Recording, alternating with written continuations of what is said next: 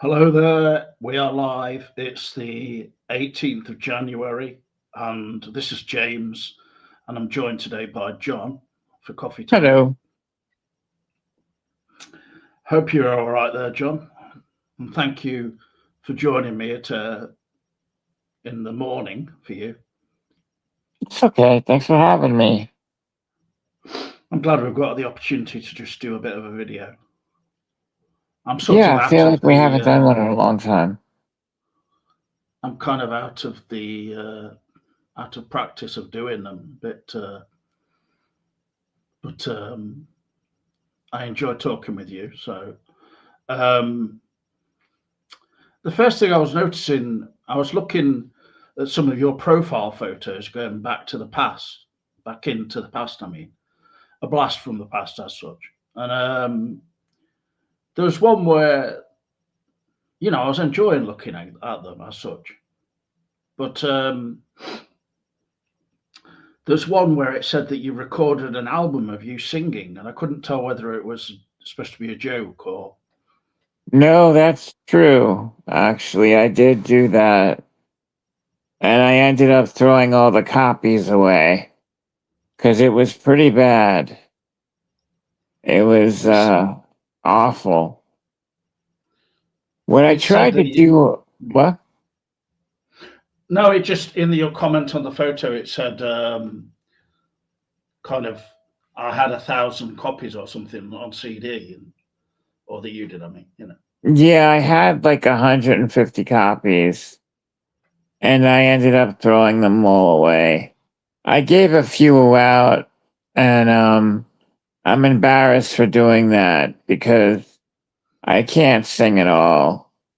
And the idea was I was trying to create an advocacy group for people that suffer from mental illness. And that was one of the things I was giving to organizations like NAMI and, mental health organizations. I was giving them the CD, Yeah. but they didn't understand what I was trying to do. And I was like, no, because a lot of people thought I was looking for money. I said, no, not at all. This is a free thing. And I want to change, I want to change people's perspective and give people with mental illness a voice so they can be heard. But it just fell apart. So I'm really embarrassed by it because the music was just, it was so bad. I sounded horrible. I mean, I don't even know what I was thinking, to be honest with you. Well, So, maybe kind of it was a fun thing to do to some extent at the time. yeah, I guess. But I think my friend has a copy of it. I don't have any copies of it anymore. I ended up throwing it all in a dumpster. Were you actually doing it in connection with some kind of project, or is it just totally independent? But No, that was my idea. Project Stigma was my idea, and that was the name of the organization. I remember that. Yeah. Yeah. So, who made the music for it then? I have a friend that's a musician, Oh. and he kind of put it together. So, what what were your feelings on your singing on it then? It was unlistenable. I mean, it was really bad. I mean, it was really bad, and But I can't believe. was it supposed to be comical, or you were trying to sing like decently or something? No, it wasn't supposed to be comical at all. Oh. It was supposed to be something serious, and it just I would imagine it was better than you think it was. It's just that you're being such a very self-critical, obviously, like a lot of people are. So no, fair pretty enough. much most people that heard it couldn't really tolerate it. So it was pretty bad. It was. Mm. Yeah, but just I'm just saying within reason, it was better than you think, I'm sure. But it just doesn't fit into the you know normal parameters of music that people are used to, pop music or whatever,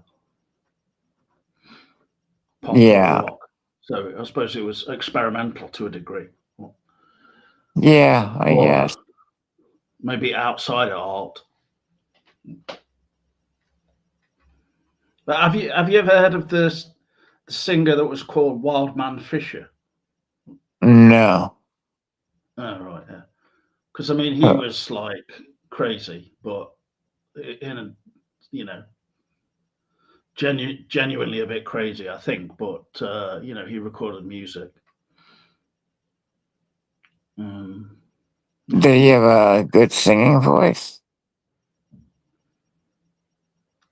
yeah, it was all right. I mean, his songs were kind of comical to a degree, at least. So not all of them, but they were just crazy kind of ideas, like just manic kind of names, like songs that was things like monkeys versus donkeys. That kind of that's an example of one that I remember. And the song is as crazy as that sounds. Just It does sound ridiculous. it's just like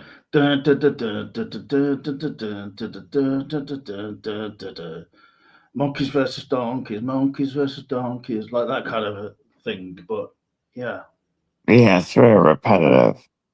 yeah, that's. I mean, it was that kind of thing, but it was just almost novelty, I suppose. But he was regarded as a sort of cult, unusual artist.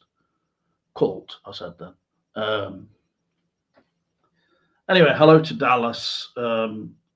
That's Dallas Street in the comments, as he was known. 70 Dallas 70. Thanks for Hello. joining us. If you want to mention anything or media and film, etc., that you've enjoyed or not recently, then that's always of interest. I've been hooked on watching reruns of the Golden Girls. I don't know why. I just get addicted to watching this stupid show. Um, the writing on that show is so sharp. I mean, it's so funny. The Mm. one-liners and stuff that'll go over kids' heads, and it's a really funny show. Like stuff that's a bit rude, kind of.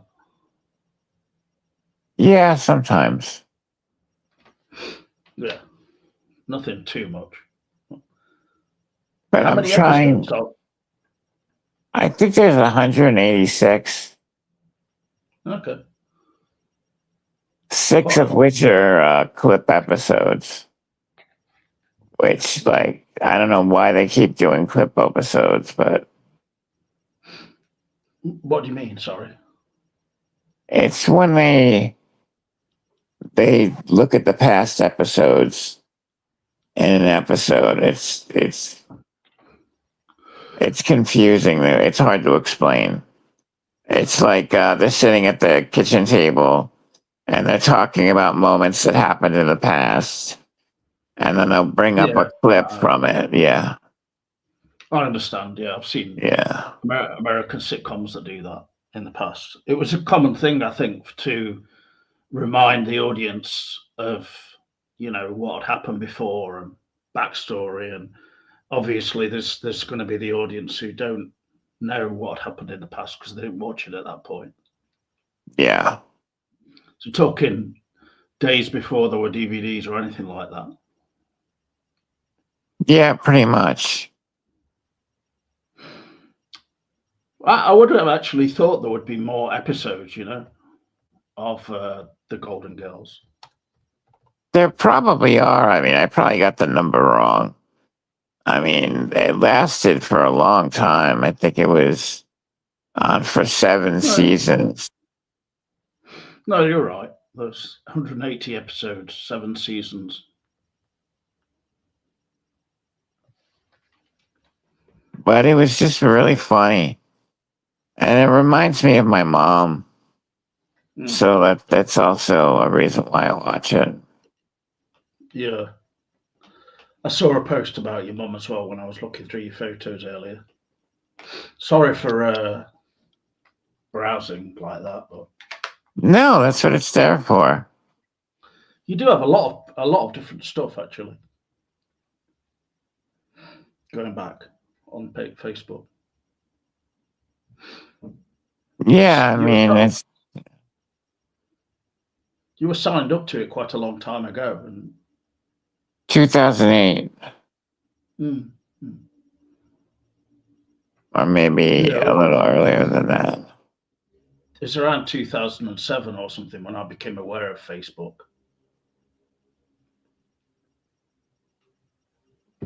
It was a strange thing back in the past because you basically heard about it through word of mouth. And then MySpace quickly died. Yeah, and it sort of there was back then there was Friends Reunited online, wasn't there? Yeah. As I'm sure you remember that. Well, I remember Friendster, and that became MySpace or Maybe something like that. I don't know if Friends Reunited was a UK thing or something. But Yeah, I've never heard of it. it's like people signed up from the schools they went to mainly, so it was a way of reconnecting with people you'd lost contact with or whatever since then. Because before Facebook, especially, and these kinds of um, online resources or whatever you want to call them, they're pages. I was going to say apps, but they were just pages, really, weren't they initially? And it's just like there was no real way of reconnecting with people from the past in that kind of way at all, was there? No. We have classmates.com out here. I don't know if you have it out there in the UK, but it's basically foot Facebook, except you have to pay for it. And it tracks down all your high school people that you went to high school with. Hmm. And it's kind of useless because I keep getting messages that somebody looked at my profile and they want money for me to tell. I'm like, this is ridiculous. That's just kind of like a fake message, sort of like spamming you, really, isn't it? Yeah, they're always doing stuff like that. A lot of all these, online dating programs and stuff are similar to that. Yeah, those are such a waste of money. Yeah, unfortunately, can be. Dallas Yeah, says he thought Chalamet was excellent in Marty Supreme, a new film, but overall I didn't care much for the movie. what is it called? Um, Marty Supreme. Sounds like what is it about? Um, Maybe Dallas can tell us in the chat what it's about. Because honestly, all I've ever seen is just a trailer for it. It seems to be like he's some kind of guy trying to be successful, and he's doing some kind of sport like ping pong or something. But let me just check.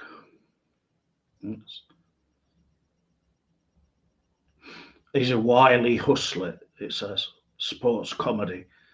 Um,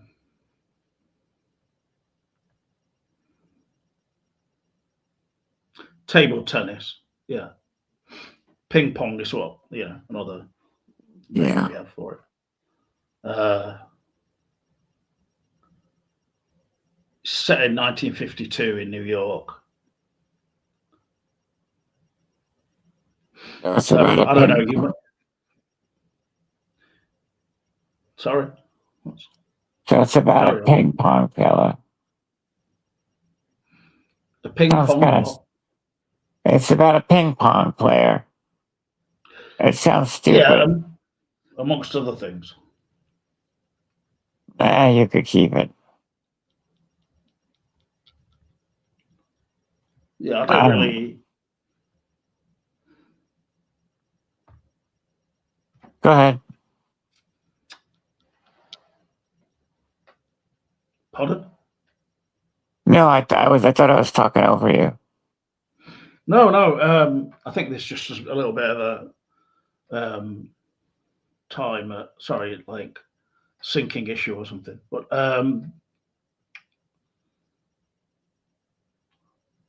for the kind of film it is, it seems to have done okay, quite well at the box office. So um, it's A24's highest grossing film in the UK. That's interesting to know. I think Timothy Chalamet is very popular though. So Yeah, he's the new it guy. yeah, I don't know. I lose track of all these actors now. I don't know who's popular and who's not. It's crazy. well, there aren't quite the big box office stars around at the moment that there used to be, perhaps, going back to the 80s and stuff. Yeah. But that's kind of how it seems to be. But, when we used to have kind of the really big box office stars like Bruce Willis and when Tom Cruise was kind of at his height, even though he's still big, with all the Mission Impossible films and the latest Top Gun was very successful in particular. Yeah, that grossed like over $1 billion. Yeah, definitely. It's like it made more than the recent Mission Impossible, for instance. The final reckoning or whatever they called it, because I think with the Mission Impossible films, there's a degree of people getting worn out by them. They're just uh, repetitive and all that kind of thing, and it's difficult to really advance, and make each one more exciting than the next. And certainly with the last one, it wasn't. I didn't find it as kind of thrilling as its precursor, the penultimate one, as such. I don't have much of a desire to see it, but I am curious to see what it's like. Well, I went to see both of them in the cinema, and so it's it that in itself just makes a film a spectacle, but it doesn't necessarily make the film good. It just gives it a certain entertainment factor because of the size of the screen and stuff like that, and the sound, of course. Um, Yeah, everything's gone IMAX now. yeah, kind of pretend IMAX as such. Yeah, it's not like true IMAX when you just go and see it in a lot of large screen cinemas. It's just their version of IMAX, and then true IMAX is like a huge screen. So there's not that Yeah, many of them available. I saw No, one of. yeah, you continue now. No, I was just saying I saw one of the Harry Potter movies in IMAX. I forgot which one. Um, Blimey. Yeah. it was. I didn't really see the big deal in it. I just thought, oh, okay, big screen. All right. You know, Where was that you actually went to see that then? Oh, this was in New York. It was at an airport hangar. They used to show movies there. did you see all of the Harry Potter films? No, I've only seen bits and pieces of them. I know I saw the first one, which I really liked a lot, and I can't remember the other ones that I saw. What was the one that you went to see in IMAX? I don't remember. I really don't. It was further along the series of films, obviously. When they I got a think bit it. darker or more mature, sort of, so cool. Yeah. The youngsters in it were growing up. Back to Marty Supreme, Dallas in the chat says it's about too many things: con men, ping pong, liars. Okay.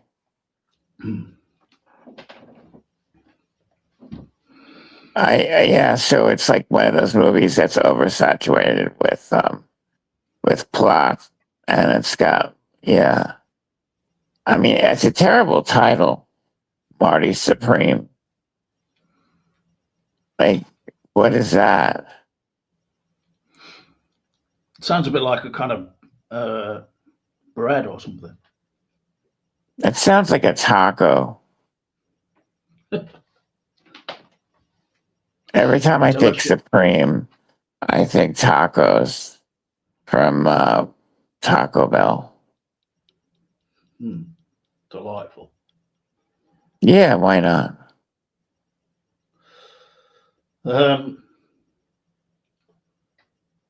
Yeah, just to mention about it being 1 year since David Lynch died, nearly uh, within a day or two, which Wow, it's been a year already.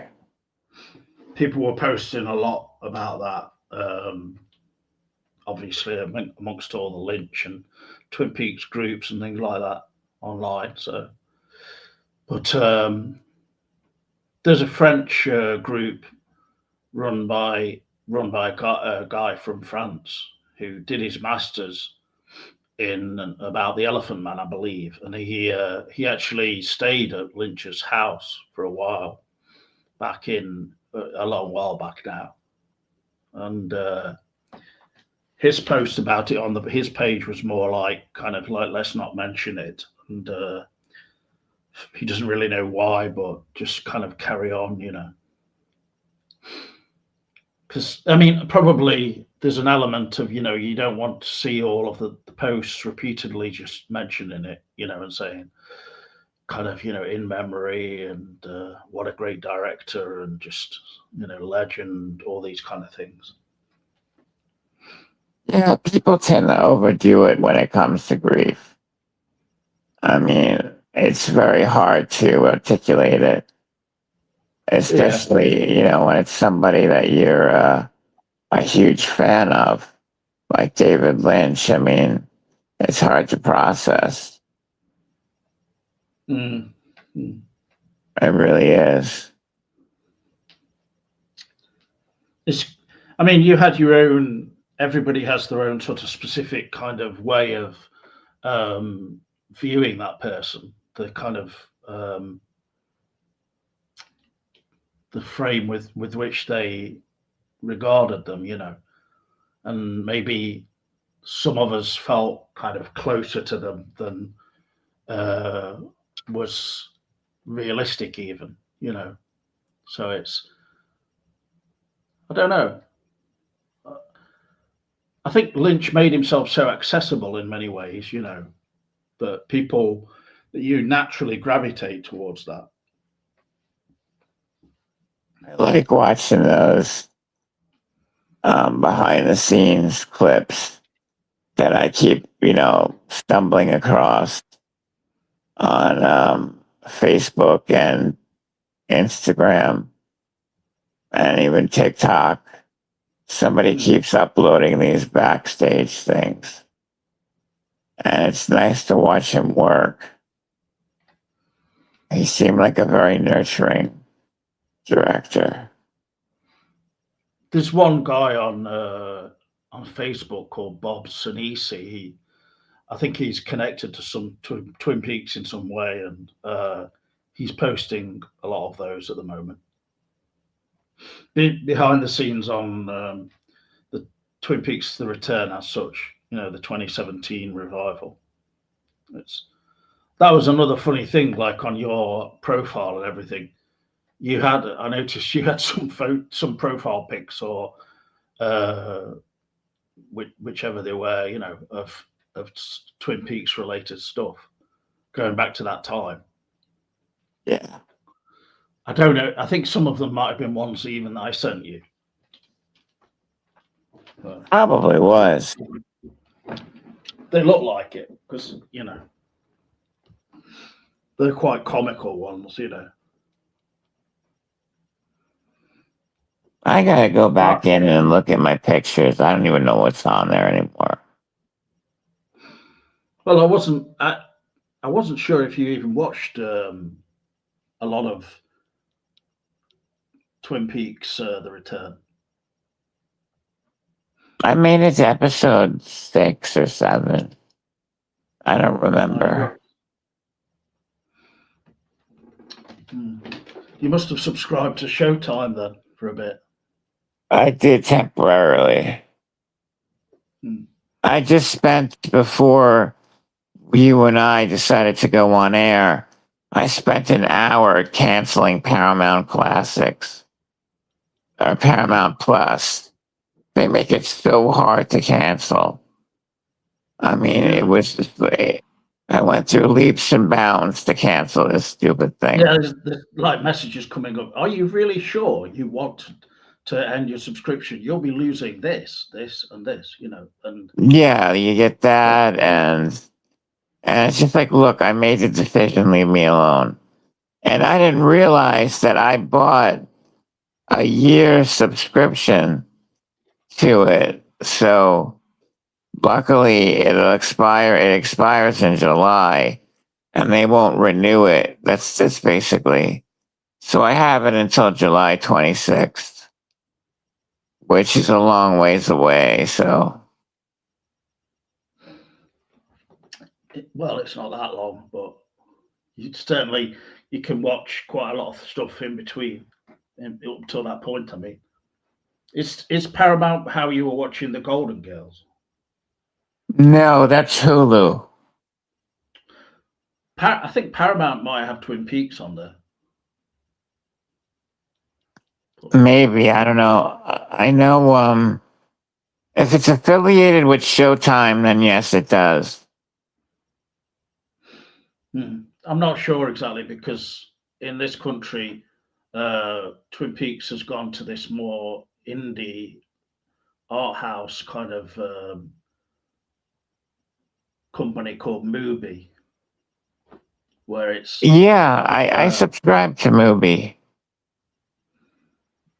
yeah. I mean, I did rewatch some of the Twin Peaks recent episodes on there. I subscribed there. It's an expensive channel to subscribe to though, but compared to others, but I'm kind of finding it difficult to really get and engage with certain films on there and say, okay, I'm going to watch this one, because I mean there's so many art house films on there, and I'm just a bit. I don't really know. I don't know much about them, or they don't jump out and say, oh, this looks really interesting, which I feel bad about actually, because it's just I would like to watch more films of that kind, but because the mainstream films that come out and everything can be a bit disappointing in terms of quality as a whole. I think on Mubi I watched a new film called The Mastermind. Never heard of it. It's set in the 70s and it's kind of about a guy and a few of his friends who decide to steal art from a gallery. Um, but mostly it doesn't really work out very well. And then he's just on the run, and yeah, he's unemployed, but he's got a family and stuff. It's all just kind of it's very the pacing of it is um, like they made it in the style of a very slow paced 70s film in a way. Yeah. It's an odd film. It's a slow burn. Yeah, some people have I mean, some people are quite appreciative of it. I thought it was okay. It was good in parts, um, but I'm not sure. I wasn't entirely sure with the very slow pacing. Really, it's had a difficulty with that a bit. Um, Dallas in the chat says last year I was driving in between two almost blinding snow-covered fields. I said out loud, "An ocean of pure consciousness," and then 2 days later, I heard he passed. So that's quite a vivid, beautiful sort of recollection there, Dallas. Thanks for that one. Yeah, that was really nice. Really was. I For me, really I do just miss found it. Huh? for me, I found out by it. It was during a strange time for me, sort of in myself, and around a time when my mum got ill and everything. Um, but it was just strange, especially in terms of my perception of things. Um, in terms of how I found out, I just turned the TV on and I could see it in some kind of corner of the screen about it just said remembering David Lynch. Um, I presume it must have been. It could have been anything. It could have been news or some kind of YouTube video or something already made. I don't know, but I think it was just news. I'm not exactly sure how it came up and everything. And then it panicked me, and I kind of just turned the TV off, and I was just like, "Oh no, I can't believe it," you know. But Yeah, I I was don't in a bit. remember how I found out. I just remember thinking, oh my God, James is going to be a wreck. Hmm. That's, I literally thought that when I found out about it because I just can't remember where I heard about it. Yeah, it's definitely a strange thing to kind of wrestle with a bit, and you know, obviously, it just it just upset me, you know, in terms of um, I was always so on the optimistic side, you know, in terms of thinking, knowing about Lynch having emphysema and then emphysema or however you say it, you know, and thinking, okay, maybe he'll be able to cope with it, you know, better than it turned out, really. I knew he was using an oxygen machine and things like that, but I think he was still smoking though. he the it was reported in in news stories and everything that he he got the news of having emphysema and then he didn't stop smoking until 2 years after that, which is clearly not ideal, is it? No. I mean, that just shows how much he liked smoking, but it's a shame, really, because I mean that's bound to have a negative effect if you just carry on. I suppose. But yeah, it's going back to really when they finished making that last installment of Twin Peaks, and um, he just mentioned how tired he was from it all and how it was difficult walking up steps and things like this. At the time, I just thought, okay, that's just his age, and he's just shattered from the long hours filming and stuff. So, which he agreed to do. He wanted to do a long thing, like expanding it from 9 episodes to 18, which there's some people still debating that kind of. Well, I don't know, many people debating it now, but in the past, there's been people who would say, would it have been better as 9 episodes rather than 18 in some ways, because uh, it's just extended into stretched out scenes and sort of odd scenes of a strange kind of dark comedy and all sorts of things like that, and just not a lot happening in certain kind of settings in the show. Obviously, there's that picture I saw you had it in your profile photos where it's the character called Dougie, played by Carl McLaughlin, in the light lime green suit, and he's giving the thumbs up in the picture you have there. And it was a popular photo around that time, especially. But that character um, and his sort of adventures, as it were, they divided the audience, the fans, somewhat. Between people who were there, like along for the ride, like me, and then other people who they were sort of saying comments like there was the Emperor's New Clothes, or we were seeing a lot in it or enjoying it or whatever, but well, not enjoying it, but seeing something in it that wasn't there. I suppose that was their viewpoint. But yeah, I don't think that was the case with me. I genuinely enjoyed it for what it was, the Dougie stuff. Yeah. I mean, it was just a strange kind of route for the show to take, where the Special Agent Dale Cooper character appeared basically out of the Black Lodge or whatever, coming out of a plug, an electrical socket, you know, remorphed or whatever you would call it, or zapped through one electrical outlet to another. And then he appears in Las Vegas as that Dougie character. I mean, it's definitely a surrealistic, just absurd. It's an absurd comedy, really.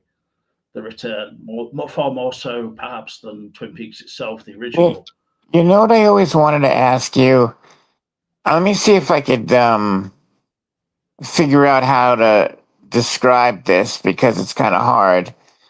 On the Twin Peaks revival, Michael Cera, you know who Michael Cera is, right? Yeah. He played this Marlon Brando lookalike, and he just would stand outside leaning against a car, and they would just talk about him, but he wouldn't say a word. What the hell was that about? What is this you were watching? Was this like behind the scenes? No, this was in this was in the show.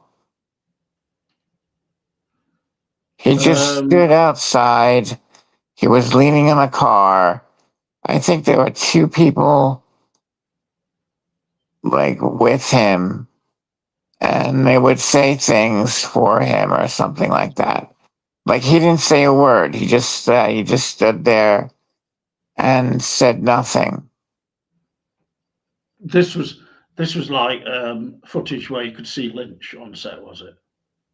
Or yeah. No, this was in the actual show. All right, you actually saw this when you watched it yourself, or? Yeah, yeah. Basically, in that scene, the character Wally Brando is like he's sat on his bike or leaning by it. Yes, you got it. Harley Davidson. It's not a car. And he does talk in the scene, but he just gives this like long speech as such, which the sheriff listens to, and then there's his seeming parents, Lucy and Andy. They're supposed to be his parents, but it doesn't quite all gel. And he says things like at the end, he says to the sheriff, the road is my Dharma, and then this is your Dharma, pointing at the sheriff's station and stuff for the sheriff.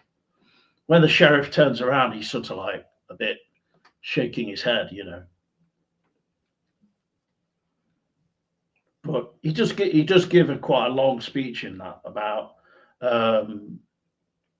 which is just generally bordering on the ridiculous. Yeah, it is pretty ridiculous. I mean, I think the Wally Brando character is sort of a parody of the original, like, biker James Dean figure of the original show, where we have James Hurley as that character on a bike, you know, as a high school kid on a bike, and he's constantly driving off on it, you know, to one place or another. With the Wally Brando, Michael Cera character, he says, talks about going along the highways and byways of this fine country and following the path of Lewis and Clark. And the writing seems to be coming from Mark Frost quite a bit on that. That's interesting. It's just Michael Cera's face when he's saying it all. That's the funny part of it. Yeah, because he just kind of sits there all serious, and you're like, yeah, but it's like it's a serious look on his face as such, but it's like underneath he's trying not to laugh. It was pretty funny. And it's like he's trying to sort of, it's like the character itself is aware of the silliness of his speech to the sheriff and everything, and about his parents and stuff. He says like, I've decided that my parents can adapt my bedroom into a library, you know, and I've given them that opportunity, my childhood bedroom. And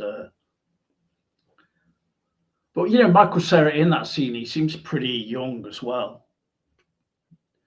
Very I just thought it was really funny, but it was really strange at the same time. just really far-fetched. It's stretches believability to the ninth degree, I suppose. And that's true of so much of that third season of Twin Peaks.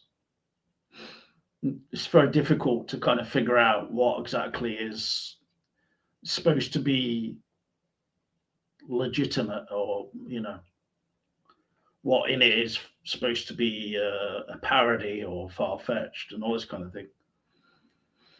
So, you know, that aspect of it might make some people really quite uncomfortable.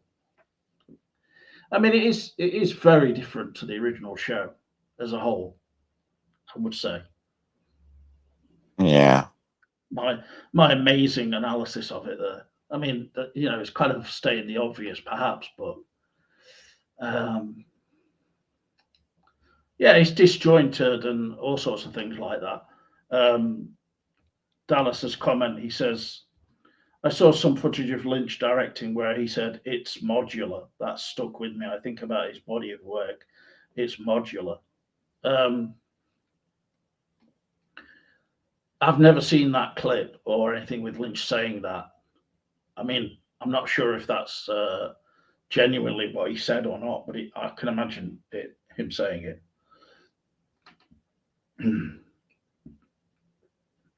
I don't even really know what saying that. I don't exactly know what that means, even in terms of modular, it says something where there's separate units that can be combined, rearranged, or replaced to create different configurations. In terms of building that, or homes and furniture. I mean, design and stuff. But yeah, it's definitely plausible that Lynch said that. I'm not doubting you, Dallas, but I just think, and thank you for the comment. Obviously, it's really interesting, but it's entirely possible because Lynch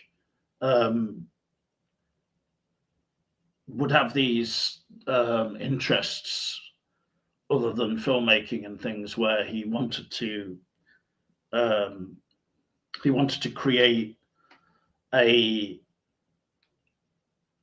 sort of house in the Ayurvedic way, principles, and to do with Indian philosophy and everything, stuff to do related with transcendental meditation, where the house is modeled in a certain way to be the most beneficial to its occupants. Um,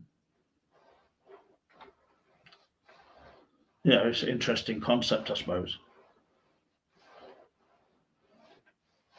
I wonder I've how seen a video. long. What? No, you carry on now. No, I wonder how long he was a smoker for.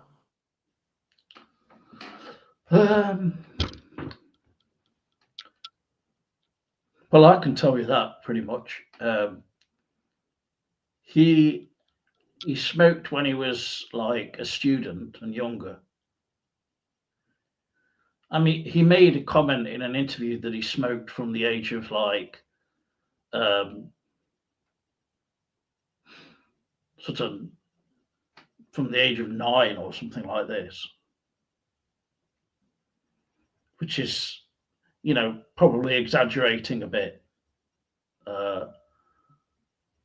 trying, being a bit comical about it. But anyway, he smoked from when he was young, and then he gave up in about and then stopped smoking in his 30s or maybe something like that. Stopped smoking for a certain period. Maybe stopped smoking for about 20 years or so, I think. I'm not sure on that. But then he started smoking again around sort of 1996 or 7 or something like that, when they made the film Lost Highway. That's when I was aware of it, when I saw pictures of him smoking, or or maybe some footage behind the scenes. He just picked the habit up again. I think I was either 12 or 13 when I started smoking. And I quit in my 30s after my heart went. But I was a smoker for a long time. And I know people still stupid enough to keep smoking. I know somebody that has emphysema right now, and she still smokes. She's like such an idiot.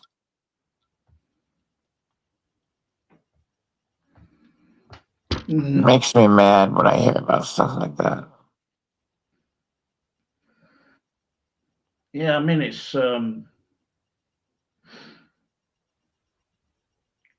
think for some people they have a habit like that they enjoy, and it's just sort of seems very difficult for them to completely give it up, which it's understandable to me, but in the case of smoking, it's pretty difficult to fathom why people would just continue with it if it's causing them problems. I don't get it. It's a bit like with me, if I decided, if I was told that you can't drink coffee, for instance, because it's causing a problem with this and this or something, giving you heart arrhythmia or, well, I don't know, I mean, that would probably be someone who was drinking excessively with in terms of caffeine, wouldn't it? Yeah. But yeah, just to be told to be giving it up, even if you were just drinking it kind of moderately, that would be difficult for me because I do like making fresh coffee and stuff. Filter coffee, and I Coffee suppose is good. I make it fairly strong. But I like strong coffee. I don't like it when it's weak. no, no, I'm not really keen. I think when you're used to filter coffee, then if you buy instant coffee, it's just you can just immediately taste the difference or just sense it in the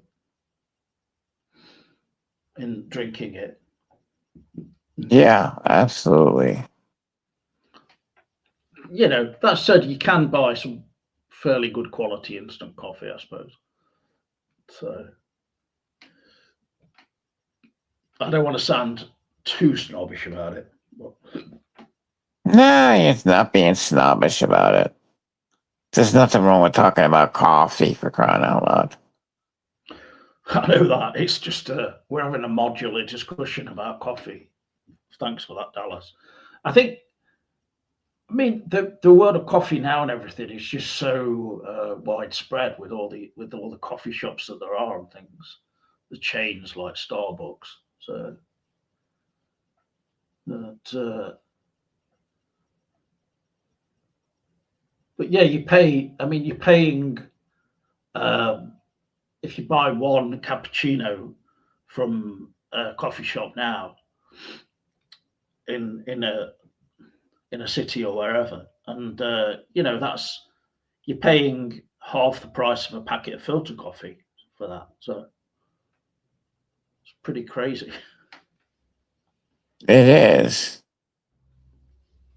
It is insane. It's a shame. It's a shame, really. It's like I don't know the money being made. It's not like the everyday staff working there see all that. They don't see any Unfortunately, of it. it's like I don't know if it's a very good comparison, but it's a bit like working for Blockbuster. Yeah, you can compare any nightmare to working at a blockbuster, starting with how badly they paid and Yeah, and how they just treated us. but not only how they treated the staff, how they treated the customer. You see, in the sense of fines and just how high they were, how steep and ridiculous. And with me, I got into trouble to some degree with letting people off fines. You see, or reducing them, that kind of thing, rather than halving them or probably let more than that. I let people off like really big fines at the time. Didn't think anything of it really until it was picked up on. Well, that was really where Blockbuster made its money, was through late balances. Yeah, exactly, in part. And I don't know. I suppose it must have made a lot of money through just rentals and sold through because none of them were really that cheap unless you were having like 5 videos for a certain point for a week. But they were, obviously older rentals, weren't they? That kind of offer seemed to disappear a bit around the time I went there. I suppose with the once DVDs came in and everything, it was change. So Yeah, but it took Blockbuster forever to adapt to definitely, DVDs. yeah. I mean, there were still a whole bunch of films still available on VHS up to a point, weren't there? I'm not sure really when they were phased out. It took Probably them a mid long two, time. later in the 2000s or something. I mean, they were so stupid. They're such a dumb company to work for. Yeah, I mean, they were just a very big company, weren't they? They were huge. Worldwide. Yeah, and I mean, they made money from offers like rent a film and then get a bag of popcorn and a drink and all that kind of thing. Yeah, they would do those stupid bundles, and when I was there, they would get these gift boxes that if you rented, I think it was like 3 movies, you got this gift box for free. And all the employees would be like taking them and eating it and stuff. It had Oh, like you mean? popcorn and then candy samples and stuff like that. Mhm. Well, yeah, I mean, we had like an employee discount and things like that. And back then on shifts and stuff, I would sometimes be buying some of the chocolates and things like that, as well as the Haagen Dazs. Oh, you had ice cream in the Blockbuster you worked in? Yeah, there was a fridge, just one Oh, we one didn't have fridge. that. It wasn't a very big store or anything, but it did have a couple of fridges. One with drinks and everything, and then one with Haagen Dazs.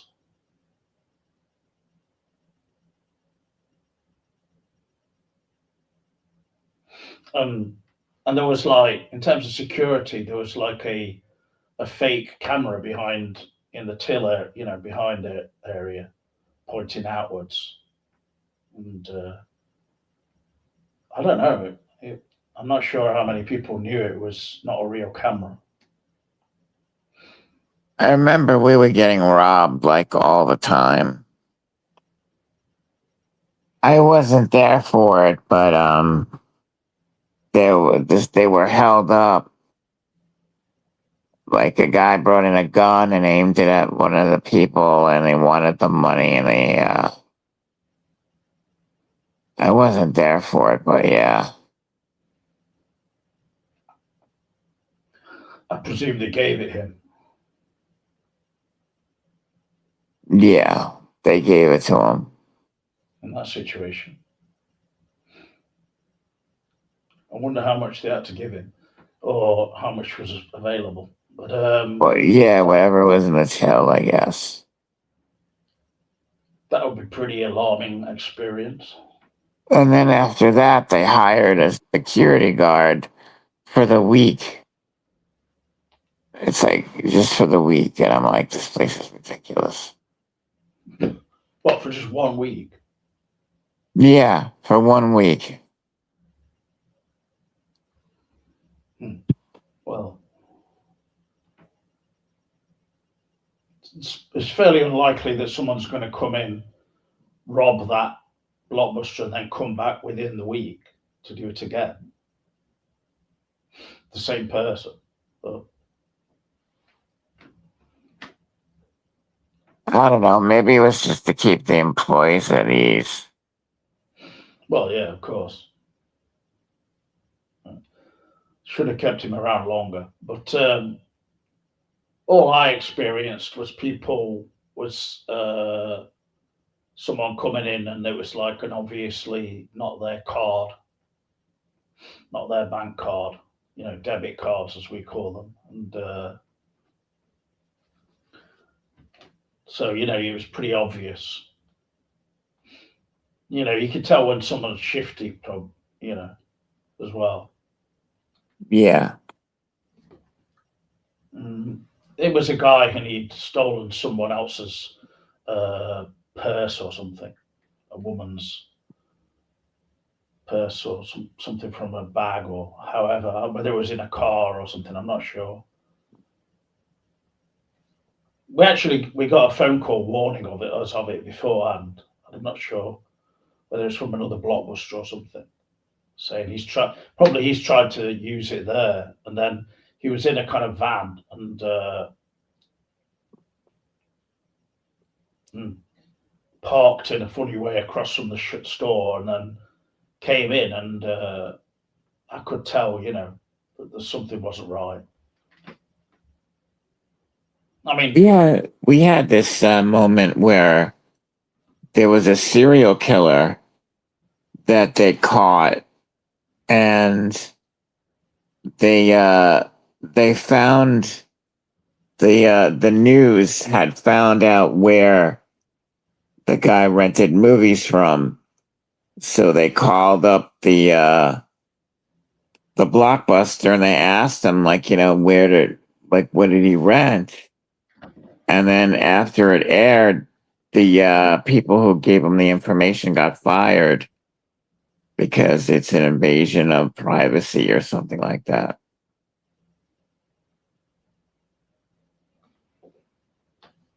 but the people who worked at your store, No, not at my store. This was another store that the guy went to. blimey, that's crazy, getting fired for that.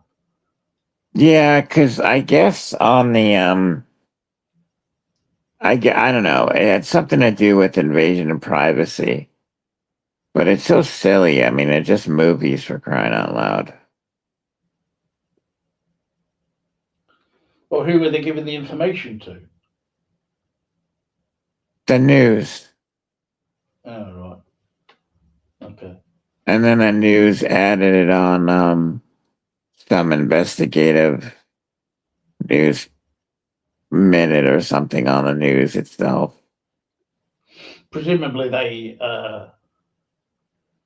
rang up the store and took the staff unawares in that sense. Yeah, like they Well, shouldn't have given them the information. unless they actually came in. But did they actually give information of what he'd been renting? Yeah, they did. So I imagine one of his last rentals was Catwoman, and Probably. or The Postman with Kevin Costner. Yeah, that was a classic. That would make anybody want to kill somebody. What I mean, the thing is,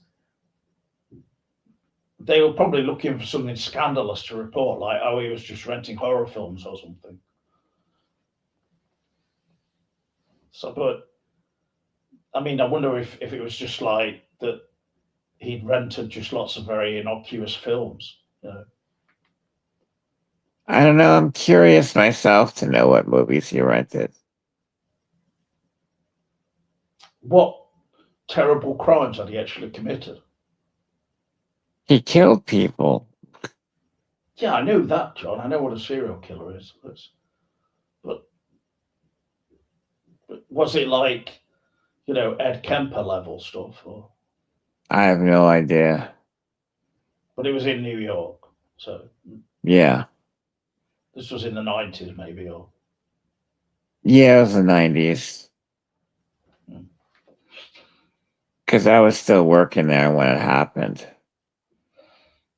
Well, I shouldn't be dredging up such horrific things, really. It's no big deal. It makes the conversation more interesting.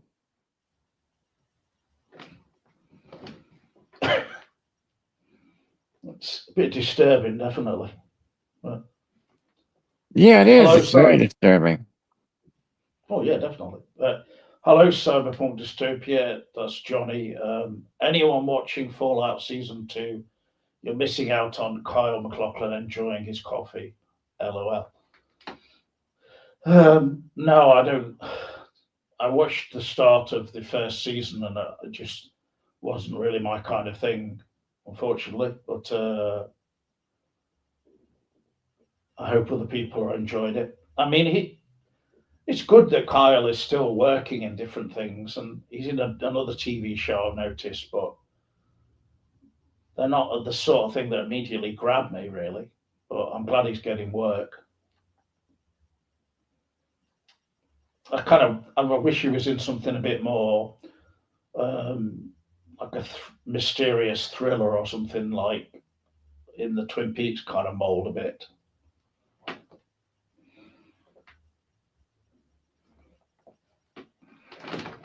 Mm.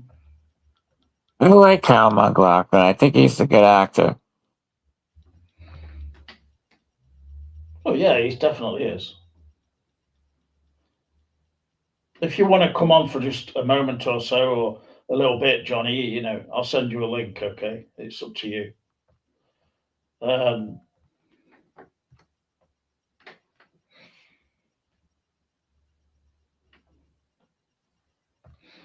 my last show I watched in full was the show Plurbius, if I'm saying it right, which is on Apple.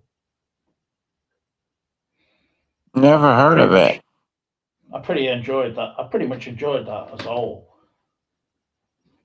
It's got a scene in it which is um, a bit of a tribute, sort of, or like a riff on Mulholland Drive, really, where there's two women and there's the lesbian aspect to it, and they're in a diner, uh, similar to a scene in Mulholland Drive. Someone actually said the whole season feels like a tribute to David Lynch in certain ways, but maybe a bit akin to The Return, but it's more just it's its own thing, I would say.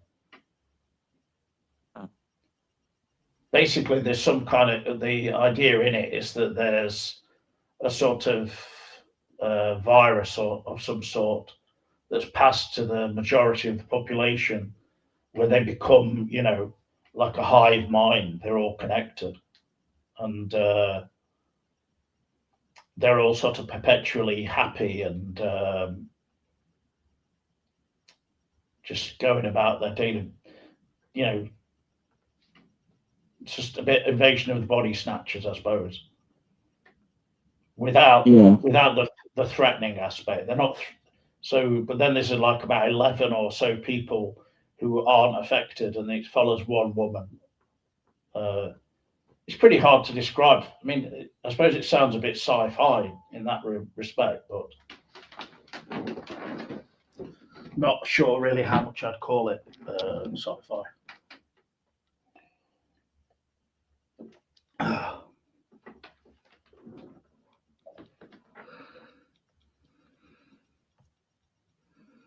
Mhm. I want to watch the new Superman movie. I still haven't seen it yet.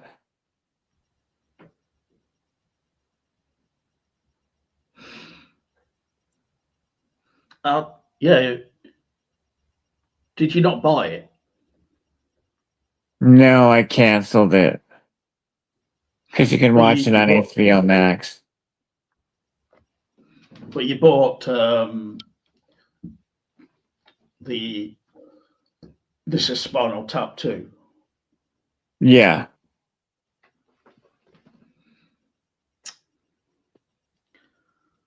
The main star of Plurbius is Rhea Seahorn. Have you ever heard of her? No.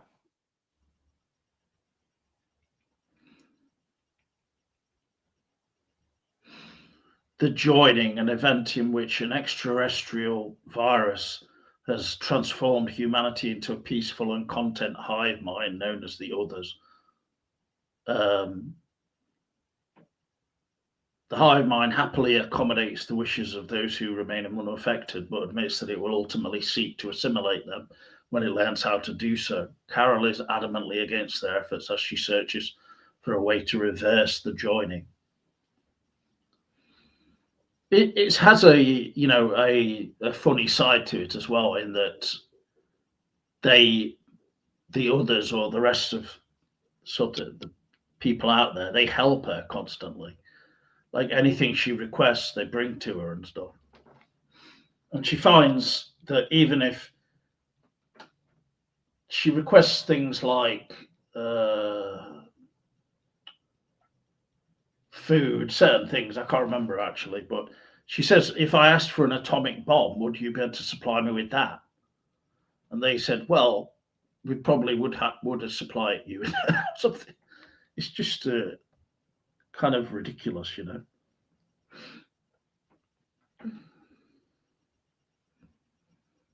It is a bit on the absurd side. There's episodes where there's not really a lot happening, you know. So it's some people might think it's a bit drawn out. I don't know.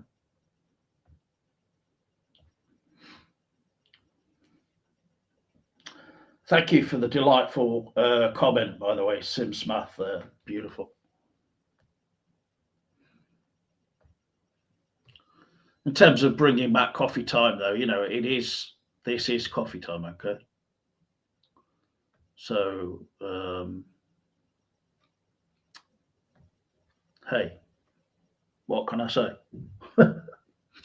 It's not something we do regularly now. I think after the passing of David Lynch and everything, it sort of became something that people were there were not so many people wanting to do a video and things, really. Around that same time, my previous channel got deleted as well, so, which was pretty much my own fault for the most part. What happened? Well, it's a year ago now, so I mean, you know, it basically got to the point where I was doing a lot of different videos with Ben and Mandela Man, as he called himself, just unusual times, and I was getting in trouble for copyright claims on videos where I would be playing, you know, music and everything. So I kept like flouting those, just not taking care enough, you see. And then we did a video in that January before we found out about David Lynch, and it kind of got to the point where we had someone on and then they were being stalked by someone, and that was pretty much the point where it got deleted. Hey James, can you hear me? Yeah. Hi Johnny, are you all right? I'm doing good. How are you doing? Not too bad. I'm all right, thanks. Yeah. That's good to hear. So yeah, we tried to do a video last week, didn't we? But we had certain issues there. Yeah, no worries about that. Really. Yeah. Are you feeling better, James? Well, yeah, I was given some antibiotics, and I'd never experienced such a thing before, so it wasn't very pleasant. Well, for sure.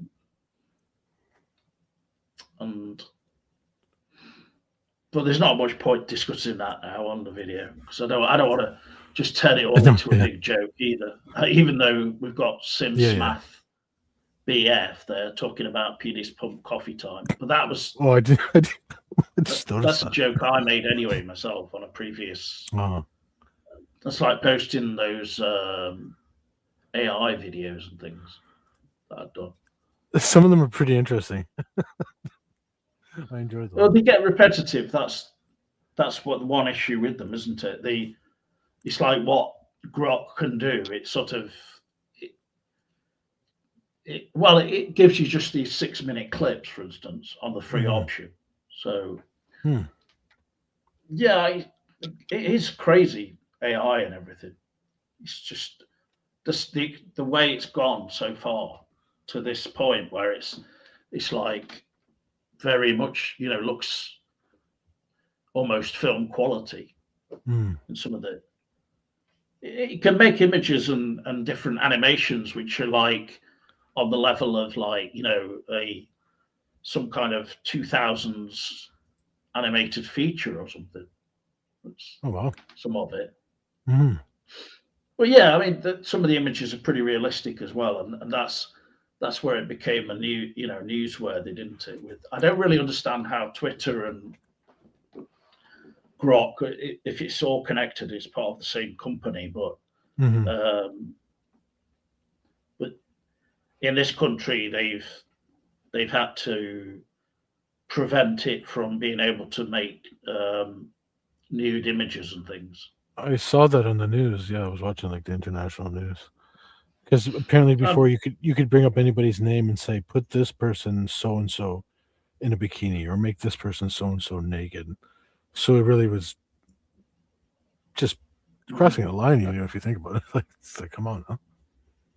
famous people, and Hmm. yeah, I mean, to do it, I think you have to probably put in a photo of that person. They don't. It can't just conjure up any popular celebrity or political figure or anything like that. You probably have to put Hmm. a photo in. But it, from some of mine, I'm just the way it's not any photo being fed in. It's just like you know, an my command is something like put an FBI agent in a diner drinking a cup of coffee, and Hmm. that's pretty much it. And it kind of comes up with something. Okay, that's pretty cool. Mm. I enjoyed a lot of your AI conversations that you had before you did the videos. Some of them were some of the first one, your adventure with it. That one was so funny. That one. I missed I just it. What were you doing, James? I'm sorry, I didn't mean to interrupt. By the way, I'm John. Hey, Nice to meet you. yeah, hey, buddy. Yeah, we've had a few in the past, a couple shows together, but they've been so spread out. So yeah, no worries. Yeah, it gets a little confusing sometimes. Yeah, all good. Oh, basically, James made almost hour long, 40-minute. Well, he started off with like an AI adventure where he was talking to the AI. And he was going on a Twin Peaks adventure. But what really was the funny part is out of nowhere, he made he made a reference to Michael J. Anderson needing leg extensions. And that somehow turned into penis extensions. And then that threw the computer a loop because it was like, we all have a penis. And then it just started glitching out. It was the funniest thing I've ever heard. It was James's expression was like, what? Do you, Norma, have a penis? What? You gotta send me the link to that, James. It sounds really funny. I've enjoyed it. I've listened to it several times. well, I had conversations with David Lynch on. So Yeah, that one kind of freaked me out a bit just because it's just, hearing his voice. I was like, my goodness. The Cooper one was cool, but I like the Cooper. That didn't last as long. When he started giving his detailed information, what he thought happened after Twin Peaks ended, it was starting to get good. He's like, he went into the house and the mother was screaming, and like it was giving like a detailed thing, but then it eventually stopped. But it was cool what it was saying, from what I remember. It's yeah, about yeah. Sarah freaking out or something. I think I had to feed that in like into the Mhm. conversation about what happened at the ending, and then it started elaborating in its own way. Yeah, it was You interesting, know, very interesting. um, it was freaky doing the one with Lynch. I did think that was a bit um, sort of debatable in terms of like morally or something. Yeah, But it, it was you know, interesting. it's Yeah, it's not like I actually. It's not like I made the AI itself. So, true. and I think for some people it might be enjoyable. What threw me off is when they corrected you. It's like, wait, hold on a second, James. I'm still alive and I'm still around. You're just like, what? Are you David Lynch still alive? And then it had to correct Yeah. itself. Yeah. Yeah, it's a bit sad in that respect, you know. Yeah. It's- Yeah. yeah. I mean, in terms of like putting the title of the video, you know, exclusive Lynch interview, that's the point where It's a long I'm not lost sure. interview. I'm not Yeah. sure if I've like changed the title or something like that. But Yeah. in the title, I should make clear it's AI. But anyone would know it's immediately AI, and Oh, for sure. you know, there'd be a lot of Twin Peaks fans or Lynch fans, etc., who would just not like it at all. I'm sure. So, Could go either way. Me, I found it really interesting, so I didn't mind either way. well, you know, it's just as long as I don't sort of lead it down a really disrespectful path. So there were some bits in it which were a bit rude, but Hmm. Lynch was very telling. The thing is, if you go on that AI program, there's just character AI, I think it's called. Okay. There's a whole host of different people who've created Lynch AI, and I don't even understand how they've done it. Yeah. I mean, they must put in his original voice from samples and things, because the one created was like really kind of realistic, wasn't it? Yeah, the mannerisms and the pauses, it almost felt like you could have been, that's how close it was. I was like, wow. Mm. Mm. There was a lot of promo on just changing the topic to Netflix and Stranger Things. I mean, Mm. there was a lot of promo, of course, and hoo-ha about the fifth season of Stranger Things, wasn't it? But Yeah. for me, it almost seemed like too much. There was just too many episodes, and they were too long. Yeah, it was they were spinning their wheels, hours of just them going really nowhere. It was like 4 episodes and then they're back to square one again for another 4. They could have just made one, possibly 2 movies, 2 parts to a movie, and just spend time focusing on the story instead of making it long. And then there was a documentary, James, that came out a couple of days ago or the other day. It really showed that this season, beyond the other ones, they were doing the script as they went. They had nothing planned. That's why it feels so disjointed and confusing. It's because they were just going along with it day by day. Okay, we're going to do this now. Okay, I guess we'll do this. So it was really telling. But Yeah, I was reading that there are some episodes that are an hour and 43 minutes long, and just for the season alone. I'm like, who wants to sit down and watch a TV program that's over an hour long? I mean, some of these and it's more than one episode that goes on forever. Well, with me, I watched yeah. the first episode. I watched the first 2 episodes, I think. Mm. Then I just thought, okay, I'll just watch the final episode. And that was it. Wasn't the final episode like about 2 hours and a half? Wasn't it? Yeah. Well, because it was basically they called it a movie, but it was if you consider it as an episode, it was a 2.5 hour episode. But I mean, a lot of money wasted. $500 million, and it's just like, again, when you see the behind the scenes documentary, how rushed they were, nothing was really planned. It's just like, wow, what a way to destroy your own. I'll always be a fan of Stranger Things. I love the first season, and I really like the 4th season. Those 2 stand out, but everything else has kind of been what it is, I mean, I like the show when it's focused more on the teenagers and high school and stuff, and their, you know, that kind of side of it. Rather than it just wasn't their fault that they know, grew up. Everybody got older, Yeah, but not just that. It's like why in the 5th season is it so centered on the whole supernatural aspect of it and going into the upside down or all these different? in imaginary places. And you know, I don't know about reviews in terms of the fifth season. I'm sure there's been different reviews, but I think some of them tended towards it being critical of it, weren't they? Yes, very critical. Especially there were fans, James, that after it was over, they were so convinced that there was a secret episode because they couldn't believe what they had seen. They're like, no, no, no. There's clues in this episode. They're going to be. They waited a week, and then when it didn't happen, then they coped. Oh, there's going to be a secret season. So that's why I think Netflix had to release this documentary just to squash all these stupid rumors, and people just couldn't handle how it ended. Because they didn't make it definitive if 11 lived or died. Just because in the future, if they ever want to do a spin-off, they could always go, oh no, she survived. They didn't take any chances. Nobody died. None of the main cast died. Nobody got injured. No. Just Yeah, I think for me it seemed pretty clear that 11 survived, but I didn't like that they just left it on a imaginary kind of note with her in this sort of looked like she'd gone into Lords of the Rings country or something. I know. I know. My first thought was Denmark. I'm like, is that Denmark? Because everyone's been talking about Denmark or Iceland lately.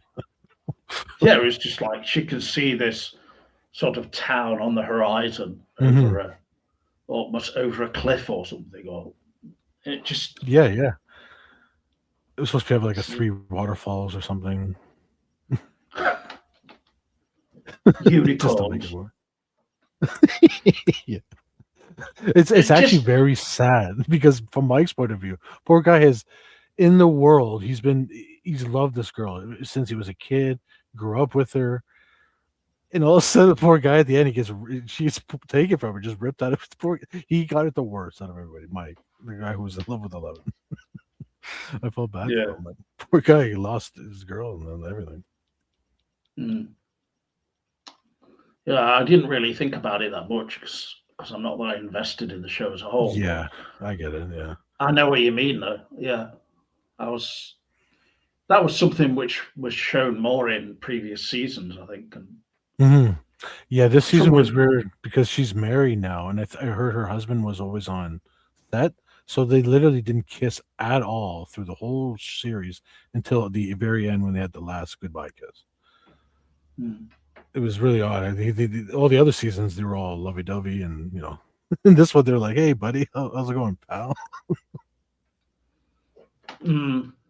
I think the scenes of 11 as well, when from the start of the show of the fifth season, and she's sort of like in superhero mode, blowing up pumpkins. Yeah, I found that a bit awkward. Very awkward. It was very like Rey from Star Wars, right? When she was doing her training in the Force, it was almost like a 1-to-1 copy of that, almost. Yeah, it just seemed like, as well in terms of the costume that they had her wearing, and the Goonies, the Goonie, what's his name? The guy who played Thanos. I always forget his name. He was in Goonies. Oh shoot! He was like the older Josh Brolin. Yeah. Yes, thanks. Yeah. Oh yeah, like the cut off top. Yeah. Yes. Yeah. But it's not actually showing her stomach. It's just she's got something on underneath it as well. And then she's got like the jogging bottoms like pulled up, kind of a bit too high. It seems. Yeah. No, you're right. Yeah. They should have given her something nice for the last season to wear. It just seemed a bit. I'm not like saying it was terrible, but it just seemed a bit over the top in terms of, as they've often done with the 80s costuming, But this seemed almost a bit too the biggest choices. The biggest waste, James, in this show, if I were to say one more thing, was using the actress that played Sarah Connor, using her, Linda Hamilton. Yeah, thank you, James. She was very misused. All they had her, like, if you think in your minds, I know you didn't see that many episodes, but they literally would just have her walking around, look somewhere, and that was it. That was most of the time she really didn't say anything or do anything. And this is what bothered me too, James. This is a huge plot hole because at the end when they destroyed the whole big creature thing, they're all celebrating, and then they're like, oh yeah, the army's here. The army gets them, right, James? But then it cuts after the whole did she not kill herself? Then it cuts to black and it goes 18 months later. they literally put under the rug the whole army. They didn't finish that whole scene. Like it's like a missing scene, because if you would think about it, they've been shooting at the army. One of the girls killed like 15 different army guys. These are all American soldiers. The army would not just let them off the hook like that. You know, it's just like 18 months later, everyone's back to their own lives. Everything's good. You know, it wrapped up way too quickly. There was no ending to that whole storyline. What was the army doing? Well, did Linda Hamilton's character survive? Yeah, she literally goes, "Where's 11?" That's her last word she says, and she's just looking around. And then they have the 11 scene, and then it cuts to 18 months later. They didn't even resolve the whole army. I'm like, what? Half of these people are being court-martialed. The other half are being taken away to Guantanamo. I don't know. They should have just made, instead of the American soldiers, made them Russian soldiers. This way would have been, okay, they're taking out Russian soldiers. Okay, you can make it kind of like semi. I don't know, it just felt wrong. They were just taking down all these soldiers that are just, I don't know, it just felt like your guys are supposed to be the good guys. What are you doing? Mm-hmm. And hello, John, again, by the way. I sent you a message on Facebook, but, you know, John, hello, John. No, Is this Mike? Maybe he's muted. But yeah, just to wrap that up, I thought they did Mike dirty. I thought they abandoned an entire storyline. They didn't resolve the army storyline, and they were cowards from not being definitive. If you're going to kill a character off, kill them off definitively. If you can't, or go the other way, save her. Remember, you know? And then no kill. And there was no stakes either. In the whole show, the mother got attacked by a creature, survived.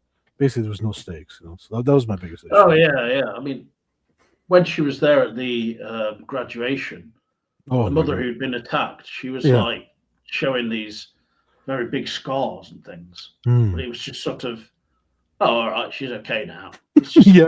And the dad was there. He survived too somehow. That's the last thing we saw. They rebuilt the center of the town and everything very quickly. Way too quickly. Yeah. That's what I mean. They resolved. They did the title card, dropped the black, fade to black. 18 months later, just resolved everything. The whole thing just went too over the top in this final season for me, anyway. But yeah, Max was in a coma for 2 years, and she's graduating the same. There's so many things you can point out. Like I can go on for. Can you hear me? Yes. Yeah. Hello, John. You guys are coming in all muffled. I can't really hear what you're saying. I don't know what's going on with my connection here. What now? Have you not got headphones or something? I don't know. I can't make out what you're saying, James. I have no idea what you're saying. Oh, well, thank you for coming on anyway. But you know. Every time I do a podcast, this always happens. It was working all right previously, so don't know what's happened.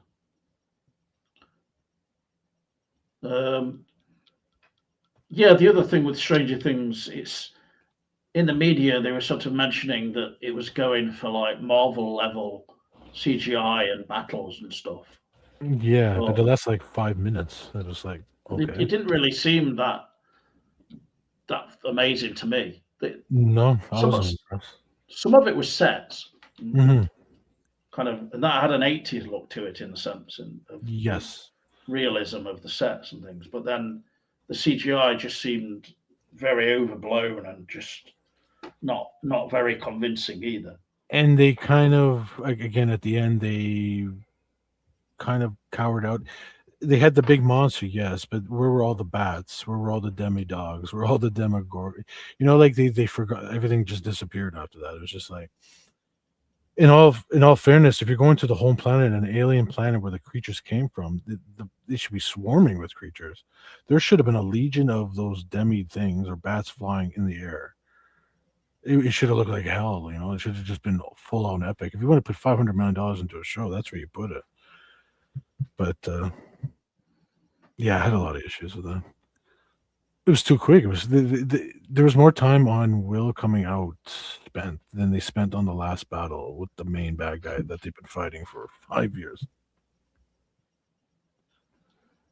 Well, yeah, I don't mind that kind of a storyline, even though I didn't watch that part because but that's more like the soap opera aspect of it, Yes, true, very true. character based. True, I would agree with that. But people criticised the actor who played Will as being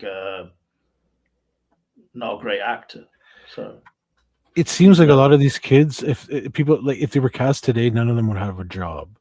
It's like when they were kids, they had a charm about them, and they were almost natural at what they did. They were perfectly casted.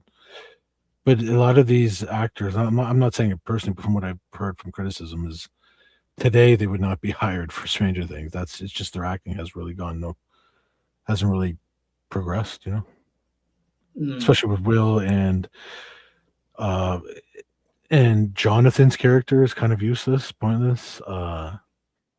He was always in the background. You almost forget that Winona Ryder was supposed to be his mother in the show because I don't think they had any interaction. Uh, things like that. oh, Jonathan. I don't even remember the This character. is infuriating. Can you Jonathan, guys hear me? the older brother of Will, who was so important in that first season. I mean, when they did We can hear you, John. Oh, Jonathan, you're right. The one in real life, he's in a relationship with that Natalie Dyer. Yeah. Natalia Dyer. Who ironically almost looks like an older John Connor. Like John Connor, how you saw him in Terminator 2, if you had grown up, would have kind of looked like him. So it's funny to see him, and then you have Linda Hamilton. It's just kind of weird. We can hear you, John. I don't know how it is for you. Sorry about this. Anyway, unfortunately, it's fortunate. I thought of you the other day, James, when I was watching Fallout. They literally had Kyle MacLachlan. He's in this power suit, right? First thing he does is go up to the coffee, he did it just like Cooper, poured it slowly, brought it to his mouth. I was just waiting for him to go, damn fine coffee. That's the only thing that was missing. He had the whole cadence. It was awesome. It must have been a shout out too. Yeah, I saw that clip on Facebook. But it was lacking him giving a response, wasn't it? Exactly. I was waiting for him, like, oh, you can almost hear it in your head. I don't understand why they wouldn't have done that with him reacting and some. He just smiled, didn't he? So yeah, and kind of did pause for like a half a second where he could have said something, but he didn't. I had given Mandela Man a link when I came on, but he said he was, but then I guess he didn't show up today. Yeah, he was around this morning. And then when you sent the link, I'm like, hey, do you want to come on? He's like, sure, but then I haven't seen him. So.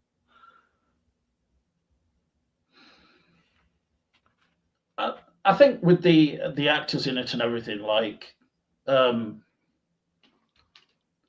obviously you can't really go back in time and judge how the actors are going to develop or not, as they get older. But there's characters like the one played by Natalia Dyer, and she's like a lot of the characters in this season. They've got like wigs on, haven't they? And it's like really blatantly a wig. Yeah. And she's always looked like very bordering on underweight, isn't she, as well? She's eating a sandwich or something. Yeah. I know. It just makes it awkward, really, as well. Mm-hmm. Like, what exactly is going on? And it's that much funnier that she was like the Rambo. She was the one that was shooting the monster and stuff. It's like, come on now. Yeah, I know. She was like doing with the pump action shotgun and stuff. Yeah, that had to have been a shout out to Linda Hamilton. It made you think, like, could she even do that? Yeah, that's true. Would she have the strength to keep doing that? It's just far-fetched, very far-fetched. Yeah. I don't really think there's that much to sort of talk about in terms of this latest Stranger Things. Anyway, unfortunately, it's just it's wrapped up. It ended how it ended, and like I said, I'll always be a fan of that first season. I could rewatch it. I've actually rewatched it before, a couple of times. In the fourth season, I like those two. I think well, in this fifth one, I mean, there's obviously going to be episodes where Sadie Sink is comes back into the world, and Yeah, another character that didn't really make sense, the whole season. She was like in a dream world the whole season. oh, Her body was in the hospital. I see. Yeah, for about But she 2 did years. come. She did come back to She did come the back, land yeah. to get out They of that state. they kept playing the Kate Bush song. They kind of overdid it this season. I like that song, but they kind of overdid it. They're running up the hill. Well, there was a lot of music used in this last season, wasn't there? Apparently, Yes. But that's to what I get her out heard. of that, they had to keep her playing it for some time, for some reason. Mm. I think there was a lot of new music introduced into it or used, Mhm. but I don't know how recognizable it all was. And that's another thing. It usually has a killer soundtrack, and this soundtrack for this season is very forgettable. There's other seasons you put it on, and the music is almost carrying it. It's incredible. Some of the music. But again, I highly recommend if you have any further curiosity, maybe watch the documentary if you have Netflix. It answers it'll answer all your questions about. Oh, okay, this is why they did. Oh, okay, I see. Mhm. But again, I'm not going to give them any credit because the amount of money that was thrown at them, they could have tried a little bit harder, at least storytelling wise. It's probably just the whole thing was rushed, as you initially said. Yes, yeah, because Netflix, when they want something, it's got to be delivered, and then Yeah, but it's weird because they didn't have to rush the episode. It's not like they were competing against anything. I mean, they made us wait long enough it's for true. the fifth season. hmm It's like, what was the rush? Some people said they should have done what I don't know if it was Breaking Bad, split the season into two, so you can have more time to complete the ending or something. I don't know. Someone made an That would have example. made more sense hmm because it's just like, I mean, a single episode that's close to 2 hours long. That's not an episode. That's a movie. Yeah, for So sure. I don't know. I haven't watched Stranger Things since the first season, and then after the second season, I just kind of lost interest. I watched a couple of episodes, and I was like, it's just easy to lose interest in these shows now. Yeah, I there's mean, they something about. should, you know. Yeah, I agree with you. I think it's modern editing that scenes seem to drag nowadays. I don't know if you've noticed that or things seem to go on longer than they should. Like I remember watching shows 80s, like from the 90s, 2000s.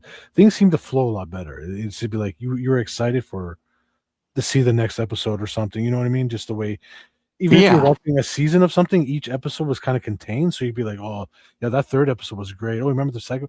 They were contained, but yet they would still be like a whole season of arcs and story arcs and stuff. Mm.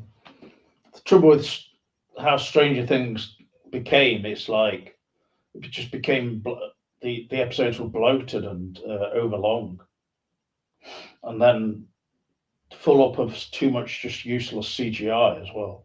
Going at Yeah. I don't, and I don't know if they're aiming for particularly for a pretty young audience who like that kind of all the CGI action and stuff. So, but I think if you go in that direction, you're bound to sort of lose your audience a bit rather than staying true to how the show was. Yeah. Stay Like more grounded. balance between the everyday and then the otherworldly or whatever. Yeah. The Yeah. scary shit as such. Not hmm that I don't think anything really in Stranger Things is that scary as a No. whole. Well, Not that I remember anyway. But well, if you go by the first season, like I guess you could be scared of like a secret government organization that's like doing experiments on children. Like that idea is kind of terrifying. And it kind of relates to yeah, something that sure, was yeah, real. I yeah, think the MK Ultra thing, that was a real thing. So kind of alludes to that. yeah. But by this like final season, as such, it's that kind of organization, whatever it's called, the institute or something, Mhm. it's not really featured, is it? No, It's no, you're absolutely right.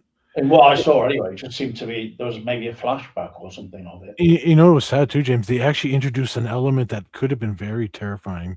John, I don't know if you're aware of it. Have you ever heard about the Philadelphia experiment? Yes, oh, It's basically during World War II, there was a ship, and this is like apparently this happened, but it's a legend. But the Americans had a ship, and apparently they used the technology. They were able to basically disappear in one spot and then reappear like a mile down down the river. But what happened is when they did the test, people were fused to the metal. It was something like at a cosmic war. People were falling through the middle of the ground, stuck in the wall. Hands were coming through. It was yeah, it's intense, James. But they actually That's in introduced that. that's in the film, though. Have you seen the film? Because Oh, you're talking about the actual movie Philadelphia Experiment, right? That they based it on. Yeah, I know what you're talking about. Yeah. no, That's but an I mean, actual movie too. are you actually referring to the scenes in the movie, or you just hit? Well, those scenes are Just based what- on from what the quote unquote, if you Right. watch documentaries and stuff that happened. Oh, okay. Because I've never Yeah. seen the film, so I don't. Okay, so yeah, basically they introduced this thing into Stranger Things, but they did it so poorly.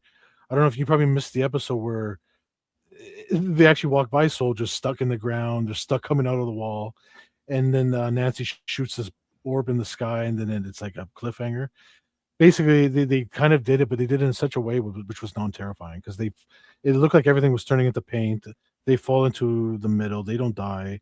They have their famous unbreaking up. He's handing her a ring. It looks like he's going to engage her, but they actually have a breakup, and it's like, what are we doing here? So they have 5 minutes of them breaking up while he's giving her a ring, and the whole room is melting, and then it stops, and then they get saved. But again, there's no stakes. There's so much. What do you call that? Plot armor. When no one dies, there's no stakes at all. Basically, no grounded in reality. What do you call it? A plot murmur? Plot armor. Oh, plot armor. Yeah, sorry. Oh, okay. I don't know what that means. Oh, basically, James, it's when you write your character, no matter what happens, they're protected. They're not going to die. It's like, oh, we know this character is going to get out of it because they survive. That type of thing. Once you have that type of attitude, also it takes you out of a movie. You're no longer grounded. Like when you watch Twin Peaks, you're always like when Cooper's about to go into the lodge, you're feeling like, holy shit, man, this man's about to go into this unknown. You're kind of feeling that, Yeah, I think that it's the audiences that these things are aimed at. That's the problem. Mhm. And Stranger Things has this teen audience, doesn't it? And even younger, Yeah. maybe. And, Well, and maybe not much younger than that. the brothers mentioned they don't like killing characters because it doesn't make the show fun. But then that raises so many questions of, okay, but that if it doesn't make it fun if you kill characters, but if you don't, it also doesn't make it realistic, like it also makes it like, what are we doing, the moment you lose any sense of danger, then you're going to lose interest in what you're watching, right? Or intrigue. I mean, it's again, it just hinges on the issue I have with the excessive CGI and then Yes. going into the whole upside down territory. Which used to be scary.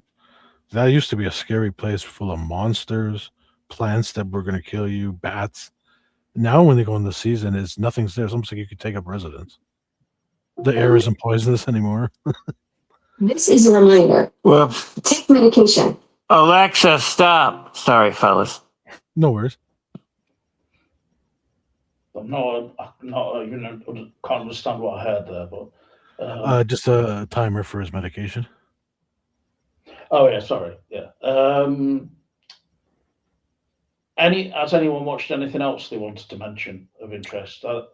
Okay, what else was I know John is still waiting to watch the new Superman, but that's going back. It was released last year.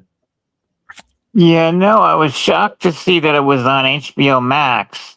I want to see that, and I want to see the Chevy Chase documentary. I heard that they reamed him a new one. That's funny. Are you a big fan of Superman, or do you not care either way how they portray him? Superman's my favorite of all the comic book characters. Okay, so I'm going to ask you right now. Okay, do you have a favorite representation or has nobody ever done it on screen the way you kind of like to see it?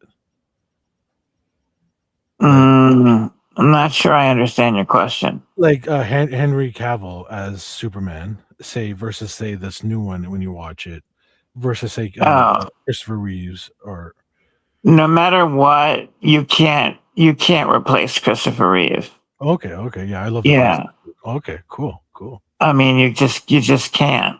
There was so I much mean, it heart might in those be movies, right? That's what makes it amazing. There's so much like heart and believability at points, even though it's you're watching about Superman. It's still good. yeah. I mean, you just can't replace him. I mean, no matter how many new Supermans they make, it's Christopher Reeve, man, all the way. And do you have a problem with Superman killing the bad guys? Or do you feel that he should be more like Batman, bring him to justice, and that's it? Oh, I didn't know he kills the bad guys. Well, that was what was it, Schneider's version. He was pretty much balls to the wall, like hardcore. Because I didn't see Schneider's version. Oh, okay. I didn't. See, I didn't see either one of those.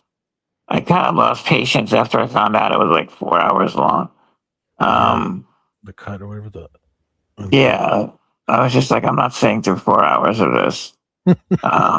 I just didn't have the desire to sit through that. But no, in my eyes, you can't replace Christopher Reeve. No way. Oh, I respect that. Yeah. A lot of people weren't happy with. I didn't mind the Snyder stuff, but he was more of an intense Superman. I would say. Same with Batman too. He was more intense, more gritty. Yeah. Mostly with the Snyder Superman, it was never really made clear like what damage he was doing to his kind of enemies and stuff. I mean, yeah, it was Sure. he was like zapping them and everything, and definitely killing them to some extent. But it didn't really make it entirely clear, did it? Like ambiguous, almost like. And there was obviously the scene where he broke Zod's neck. Right? Zod's neck. Yeah, so Yeah, that was I forgot about that. See, yeah, you would have. Did you ever see that one? I guess you didn't see any of his. A lot of people had issues with him doing that to Zod. Yeah. Superman v Batman. It's or Batman v Superman, whichever it was said. I don't know. I haven't seen that one. Dawn of Justice. Yeah, I mean the original cut of that is 2.5 hours. It's fine. It's as a film. I think it's an all right film, but it's Snyder's tendency to sort of go dark with the material can be a bit persistent. But with him it's weird too, because when he films dark, he literally films stuff dark. Like there's no colors, everything's washed out. Like what Dallas is saying in the chat, if that reality happened where Tim Burton actually did the Nicolas Cage Superman, that would have been something pretty cool, I think. That would have been weird, though. But aren't you at least a little bit curious in a different timeline? What it would have been like? No, believe me, I'm with you, man. I'm really curious to see what Tim Burton would do. I mean, just looking at that outfit that they came out with it looked ridiculous. I mean, what the hell was that? It was just. Well, the I don't know. Nicolas Cage Superman is shown in The Flash, right? Isn't it? Yeah, but didn't they use AI or something? There was a lot of controversy. It was very like over the top, sort of yeah, silly, kind of cartoonish. But anyway, I mean the way Nicolas Cage was made to look though in that original suit photo or footage, he had like long hair and it just looked odd, didn't it? It looked kind of. Wonder if they would have got him to shave it. They're closer to filming. Maybe clean it up a bit. More of a cleaner cut. I don't know. Yeah, I would have thought so. Because in my mind's eye, yeah, because it would look a lot better. Right away, it would fix the whole suit, how it looks. Long hair, Superman. Nicolas Cage he looked a bit like dorky, kind of. But, maybe he could play. See, that's the thing, James. You actually bring up a good point. To be a good Superman, you have to also be able to play a good Clark Kent. And you have to have that look. That's a big thing. And in this newer Superman, they don't spend enough time with him as Clark Kent. I won't give too much away because I know John hasn't seen it. I would love to hear your opinion when you do see it. What you think of the new rendition, but yeah, Clark Kent is a big part of Superman. You can't always just be Superman. You got to show him in his life between, you know. That's why Christopher Reeve was awesome, because he just did Clark Kent perfectly. Yeah, I mean, it's you're like, who was the Bryan Singer Superman? Do you remember? Like, who was that? Do you remember who? Good question. Oh, Oh, you mean Superman Returns? That was Yeah.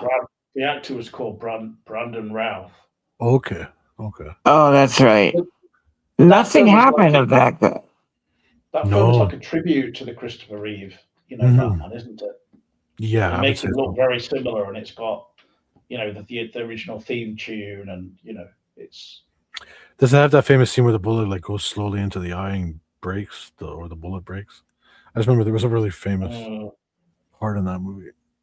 Everyone loves the show of Superman's, strength. there's him like at a sports ground or something, holding some massive plane or rocket or something. Okay, no, I remember. Okay. As far as I remember it. Of course, it's got Kevin Spacey in it, which gives it a certain colour now. But Yeah, it wasn't bad. It wasn't that bad a film, but it was not like anything. It was like a tribute to the Christopher Reeve, Richard Donner original films. I think my issue with the original, it was quite good in its own way. I actually quite liked it at the time, Superman Returns, but it probably just didn't do enough new things. That was the problem with it. And it was quite CGI heavy for the time as well, a bit. I think this new Superman is a bit too CGI heavy. Yes. I would have preferred them to film more things practically and giving it a bit more of a down to earth feel. Like you're saying, Johnny, with the Clark Kent scenes and things like that, just and it also had issues with it that made it almost look like a TV film as well. Yeah, because the full frame. No one does widescreen anymore, right? Is that what you're talking about? It's not just that though. It's like the I think it was converted to IMAX or something like that. But it basically the street scenes and things, like the extras and everything, were just sometimes it looked a bit awkward and like there weren't enough extras, for instance. When he's saving the squirrel moment, it's like saving a squirrel. There's a part where he saves a squirrel. He just softly blows, or is it a dog? And he just softly blows it into a tree or something. There's a lot of moments where they have him saving like a little girl at the last second, and I swear there was a dog too or something. When they find that big kaiju monster. Yeah. Yeah, I mean it's cartoonish in a lot of places, isn't it? And some people, when it came out, they were actually praising that aspect of it. Yeah. But then later the reveals and stuff, and just how they got bad guy to fight Superman, B5, C3, C8. The guy's just yelling commands. I'm like, oh God, calm your tits now. Well, it was all the film had just so many different things going on, didn't it? Really, it was basically throwing it all out there. Yeah, with the dimensional split and stuff. And I had heard about that. I heard that like they threw everything but the kitchen sink in that movie. Yeah, literally. I mean, it was just like overkill. That's what makes it feel like a TV series a bit. Yeah, especially then there's the cameo with Supergirl. That really makes it feel like a TV series. Oh, that's so cool. She's in that. At the end, kind of just to promote her new movie. Oh, well, a movie that's never going to come out, but all right. No, they made it. Yeah. I've seen the trailer for it. Yeah, me too. Yeah. She's gonna be like a kind of a drunk party Supergirl, I guess. It's gonna be like Guardians of the Galaxy minus the Guardians. It's gonna be that type of vibe. Well, yeah, I mean that this Superman was sort of is the same director, isn't it, James Gunn? But Hmm. it didn't really have the same feel as the Guardians of the Galaxy films, did it? No, that one, the Like, cast was perfect. It was always kind of witty and funny and great cast. Like, when you have a good cast, you know. yeah, I mean, it's got like Supergirl saying "dude" and things like that, which Yeah, brah, or something. I don't know. you know, and her appearing like, yeah, she's been partying and all that kind of thing. Mhm. They, I would hope that that's not like too prominent in the new Supergirl film, though. That aspect of it. So Yeah, it's it was pretty prominent in the She-Hulk show. They always had her going to the bar and just getting hammered. It was like it became part of her character. yeah, yeah. Well, I don't want to He was see not too that. keen on that. I don't want to see an alcoholic Supergirl.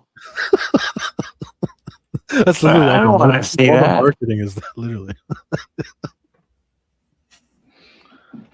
But yeah, it's difficult to know sometimes exactly who they're aiming all these uh, Yeah.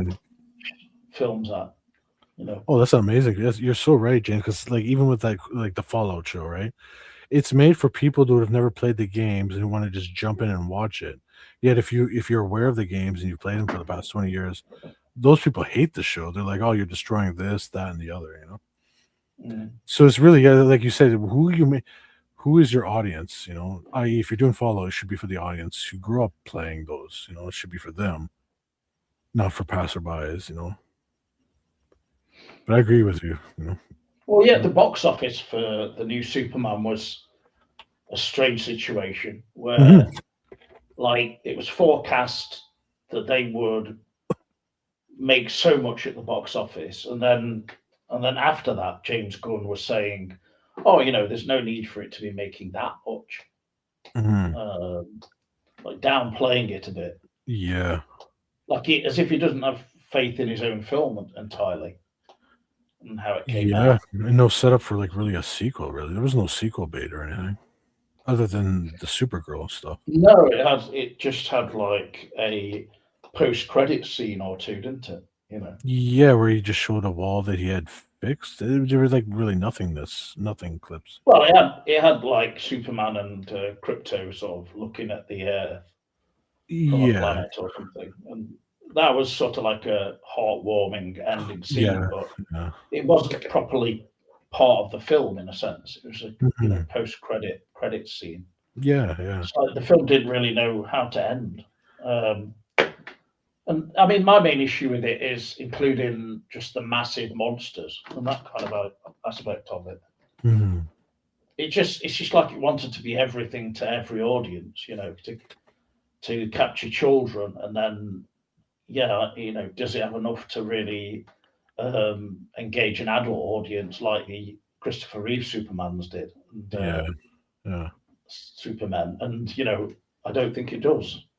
And so if it made $750 million or something in that region, Mhm. I mean that's a lot, but you know, so But then a lot of these movies, their budgets are so blown up, and then the heavy marketing, they'll be lucky if they even make, like, 100 million or something. Depends, you know, but well, yeah, it's like with Superman, it has popularity in certain markets yeah. overseas and not so much in others, apparently. Mhm. It's true. Yeah. Um, I think, for instance, the Batman probably did better as a whole, but Mm. I'm not sure. I mean, but that I think that was successful in going dark more so than Snyder, because Mhm. it was more aimed at an adult audience, wasn't it? Really, it was Yeah. pretty much like a detective film more than anything. Mhm. I've watched it more than once, so I must Yeah, have same liked here. it. Yeah, You know, same here. it's pretty good, and the relationship with Catgirl in it and everything is good. Yeah, yeah. Um, it's not like they have some full-on relationship or anything, but it's a good aspect of the film and Mhm. pretty dark, isn't it? You've got to. I mean, literally, it looks dark, but I mean, in Yeah. terms of the content, Yes, yeah. it's quite violent in a not overly brutal way, but it's kind of convincing in its own way. It's like Batman sure. mixed with Seven or something like that. You know, Yes, I would agree. Yeah. going back to Way more David grounded. Fincher's style a bit. Yeah. Mhm. Have you not seen the Batman, John? Yes, I did see the Batman. With Robert Pattinson. And, It was it was dark, that's for sure. I thought Paul Dano was excellent. I thought he did a great job, even though he's barely in the movie. God, it's been a while since I've seen it. So my memory's kind of fuzzy, but I really liked it. well, you liked Zoe Kravitz in it as well, didn't you? You're a fan of her as such. Yeah, no, I am. I think she's great. I'm a huge Zoe Kravitz fan. I mean, I'm she just was kind quite of seductive and everything, but then the only thing was like she was just kicking people and stuff, and you just thought like they make these, you know, females into like kind of kill, you know, they're just kicking machines, but they're like tiny. Yeah. They're like able to just take on anyone, you know. Yeah. It's kind of ridiculous. Yeah, it is. But that, you know, in that film, you just sort of take it as part of her athletic ability to start flying down the side of a building and things. You have to take Yeah. this. The film is sort of realistic to a point, but then it goes into like Slightly hyper realist. Yeah. Batman flying up the side of a building with his lines or whatever the hell he Oh, he the manages. yeah, the bat thing. Yeah. Well, there's that scene in where he's at the top of the building and he has to jump off, and he goes he looks Yes. sort of, whoa. When I saw that in the cinema, I was quite impressed by that. In that it showed Batman like being scared, you know, Mhm. which you don't really get that much. True. I mean, you know, in terms of Batman as played by Michael Keaton in The Flash, Yeah. he was just non-stop, you know, full on. Yeah, I agree. But yeah, because that one would be Batman after a few years, whereas the newest one is Batman Year One. So he's still learning the ropes and everything. Getting so difficult to follow the linear. Is there linear storytelling in this? I don't know. I mean, there's so many different Batman movies. I don't know which one I'm supposed to follow. It's I almost mean, if you watch the new Pattinson one or that one is Year One, so technically that'd be when he starts. So that'd be a good place to start. Start with that one. so that's the Batman, right? Yeah, so that's young Batman learning his ways. All right, I saw that one. Then you can go to the Tim Burton ones, and then you can go to the newer ones from Schneider. Well, they kind of existing in different universes, aren't they? And yeah, because you got like the Dark Knight Batman, which is more grittier than the normal Batman we're used to. Yeah, but I think that, but you know, the Batman is grittier than the Nolan films, even perhaps. Yeah. But it's just a different style. But it's closest in terms of that kind of style to Nolan's films, perhaps. Yeah, I agree. You know, more so. It's like they kind of made it. You know, we're going to capture the Nolan audience to a degree, hopefully, but they're not the most recent one. Matt Reeves' film is not as slick as the Nolan films, or either as grand. You know, I mean, the Nolan films really were like epic. Even the Dark Knight Returns or whatever the last one is called. With Bane, yeah. The Dark Knight Rises, sorry. Hello, Mr. Wayne. I mean, even that one is epic in its own way. Whatever, you know, there's criticism of that, but yeah. Hello there, Jamie. Yeah. Hope you're all right yourself. I did see a video you did just recently with a couple of other people on it. I think it was a horror film one. Oh, nice. Friday the 13th or something. I'm not sure. Oh, cool. Yeah, speaking of which, are there any good horror movies out, or new, or maybe that you've seen that you want to recommend? I haven't seen a good horror movie in a while. Yeah, me neither. Um, It's hard to come by nowadays. Yeah, because everything falls into parody for some reason. I mean, I don't know. I heard Black Phone 2 was bad. Hmm. I don't know. I liked the first one a lot. I thought that was really good. Yeah, that's a good question. Tough one because there's been so many horror movies out that it's Well, dominating the market. Hmm. I've read a review that says that the 28 years later, the Bone Temple is the best one so far of that Of that, franchise.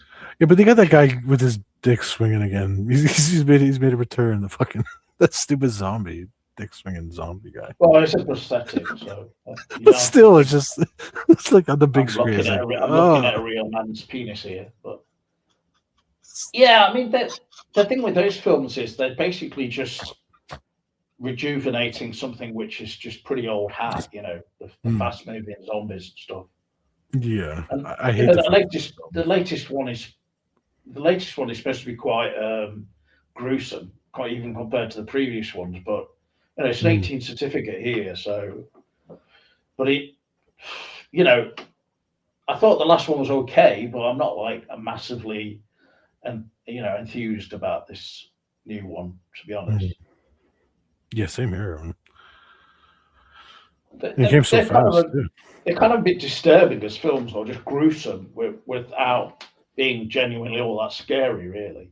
'Cause Mhm. it's just so also over the top. And Yeah, like you say, a big, huge, tall zombie with his dick Member. swaying about. It's Yeah. like, and then basically they're doing the same as they did in Day of the Dead, where they try and civilize like the zombie. Oh yes, you're right. Yeah, I think yeah. that's what happens in this one. And then, I mean, Jack O'Connell is obviously in this one, and more as one of the Jimmies. The Jimmy's the leader of the Jimmies, and that looks pretty ridiculous, but pretty. Yeah, it'd probably be out there. entertaining to see, but yeah, I heard it's actually really entertaining, but I would have to see. Well, it. in the trailer, it's just like looks like people screaming and yelling and just going ah.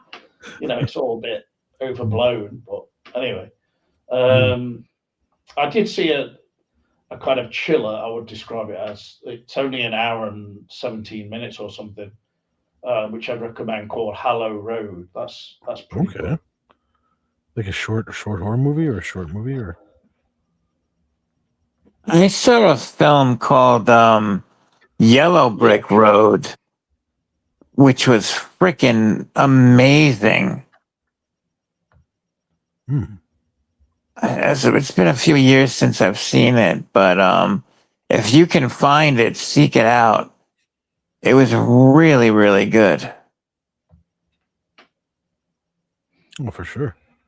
Yellow Brick Road. Brick Road. Yeah, it's called Yellow Brick Road. Well, is this a horror film?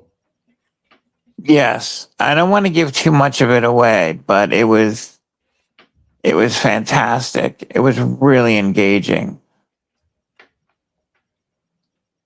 And it's just how do you describe it? It's about a bunch of people who get lost in the woods. But that's I'll leave it there because it's really, really good. I mean, I can't believe it got under the radar. That's how good it was. In my opinion, anyway. I mean, I don't know. Good. It might be on Tubi or Pluto or one of those streaming platforms. Well, clearly from the title, it's related to somehow The Wizard of Oz. Not particularly, no. But Elton John song. it's kind of I would use it. I would for the title, I'd call it a play on words Hmm. with the Yellow Brick Road Bay because, yeah, it's kind of a play on words. So the man's name is Yellow Brick, and he's like, "Get off my road." No, I don't know. So, Yeah, exactly. That's the movie. Get off my road. That would be really funny if he sat through a whole movie. It's just an old guy screaming at people. my road, yeah. Get off my road. That's funny.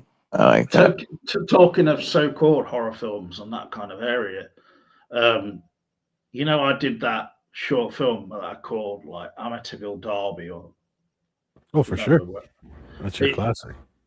Oh, gosh. I did a different version of that on this channel. Now there's a different, like, longer version with me yelling over it and all sorts of crap. But it's like I should upload the original one really, because also that's coming out as part of this like film compendium.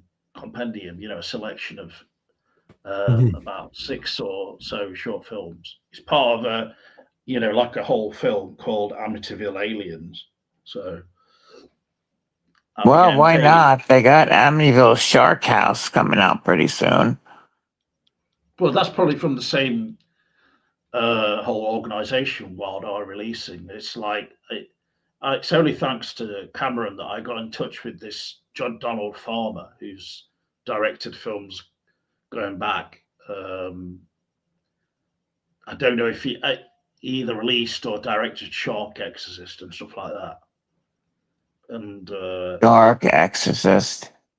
Shark. Wow. Yes. We're I think we're so. like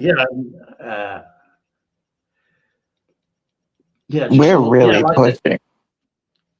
basically the Amityville name and title and everything is just like free to use. So that's why Yeah. it's weird. They're allowed to use it as long as it doesn't involve the house.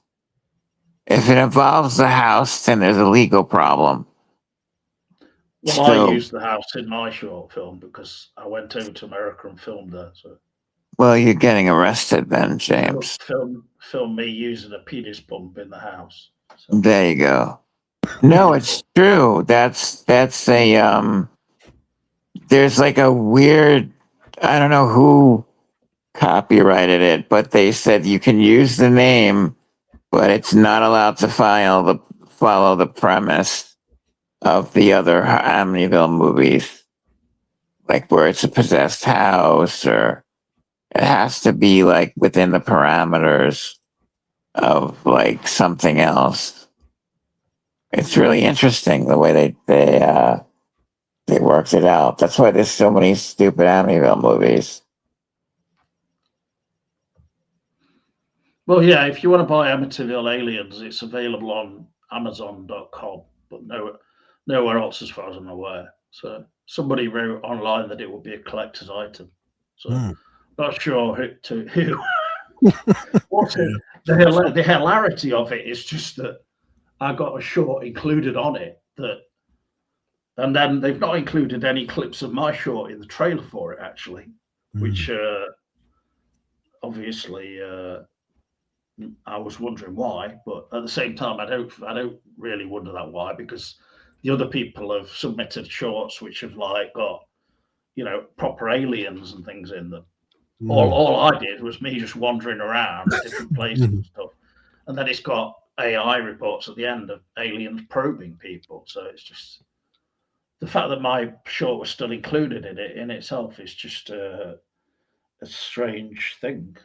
But yeah, Donald Farmer, the director and the one responsible for releasing this, they devoted a whole show to him on Red Letter Media as well, which I've never watched yet. So I don't know. I just hope somebody comments on my film at some point, perhaps. It's like, oh, what's this English person on here for? I don't even know where they sell these DVDs and stuff. They're like, I think they're sold in like Walmart and stuff like that. Yeah, Walmart. Just insane. Well, James, did you know one of your favorite movies of all time, the original Exorcist, is being remade with Scarlett Johansson? Yeah, except it's supposed to have a different plot line. Your head just explodes. What? I don't know whether you're joking now. or No, something, but- I'm being serious. I'm being serious. It's funny you bring that up because I was reading about that yesterday. It's supposed to it's not really a remake. It's supposed to be creating like a new legacy or something like that. They're like, Yeah, because it's It's- called it's- The Exorcist now. it's going to be called The Exorcist, but it's not going to. It's going to be allegedly completely different than any Exorcist movie we've ever seen. That's the promise, anyway. What do you mean? The new one is just called The Exorcist, and that's it. Yeah. Okay, but Oh. this is directed by Mike Flanagan, isn't it? Yeah. He was announced, but the last one was that David Gordon Green, and they made The Exorcist. And he Believer, destroyed. which I He talked about a lot in destroyed the it. past. I have no desire to Then- see that one by David Gordon Green. I heard it was terrible. But then they were like, okay, well, we're not going to do the next one. They planned out 3 films, but then they just were not satisfied with the finished film. So I don't get David Gordon Green. Like, I hated Halloween, the remake that he did. I thought it was terrible. Yes, the third one was awful. All 3 of them were just the so. first one was okay, I thought, but it was just his whole manner of the way he makes the films is sort of a bit. I don't know. It's just over the top, but It's then so it's stupid. I mean, just that wacky, a scene. bit wacky, sort of. That scene where they go to the mental hospital and they got all those guys standing like as if they're chess pieces, and then the guy but they've got brings the mask with him. Like, why would you do that? That makes no sense whatsoever. But he Evil holds the dies mask tonight. up, and then Michael kind of like just senses that he's got Oh, the yeah, I mask. remember that part. So it's just. I think that David Gordon Green's approach is like corny at times, and he does Mhm. tributes to past films, which I may or may not pick up on. But yeah, I thought his attempts at those films was all right. I agree with Jamie to a degree, but I thought The Exorcist Believer was just like pushing it though. That film was just. Yeah, It's like he looks at the original films and then goes, "Okay, I'll do my own version of that." yeah, But Yeah. then other people bring in scripts, and then they've got in The Exorcist Believer, they've got somebody like spitting out, lots of flies or Mhm. some kind of mist, as well as like into the room, as well as it's like that. It's like the 2 girls are like someone described it as like they're like 2 boiling kettles, and it feels truncated as well, like they've cut down the whole exorcism scene to just be as minimal as possible. Mhm. And I don't know what they were thinking. I saw Scarlett Johansson in the latest Jurassic World Rebirth. Oh yeah, I just saw that not too long ago. It's like That she's movie- doing kind of some quite commercial films. Mhm. Mm. That movie had no Yeah, energy. you know. It almost seemed like she phoned it in that movie. It's almost like that movie really. That's probably the worst Jurassic Park movie I've ever seen. Just because there's no real stakes or tension, especially at the end. Do I remember correctly? The main monster or the dinosaur that they introduce, they don't kill that thing, right? It's still alive by the end of the movie. They introduce a whole new dinosaur. Honestly, I can't remember, but I think the status of any dinosaurs in it. But I did. It sort of kind of seems like an anticlimactic ending. But It was very much, yeah. I thought that the film was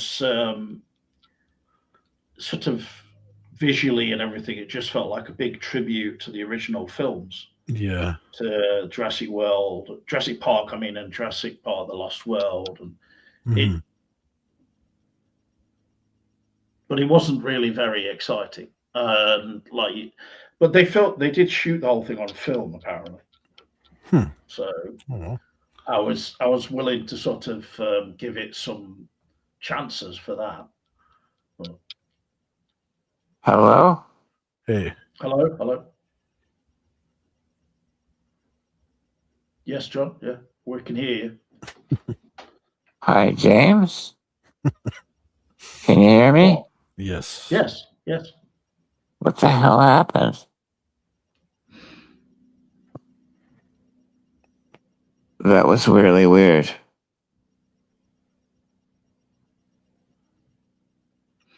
Well, I don't know, but anyway, we've been on now for 2.5 hours, so I think it's best to wrap it up now. Just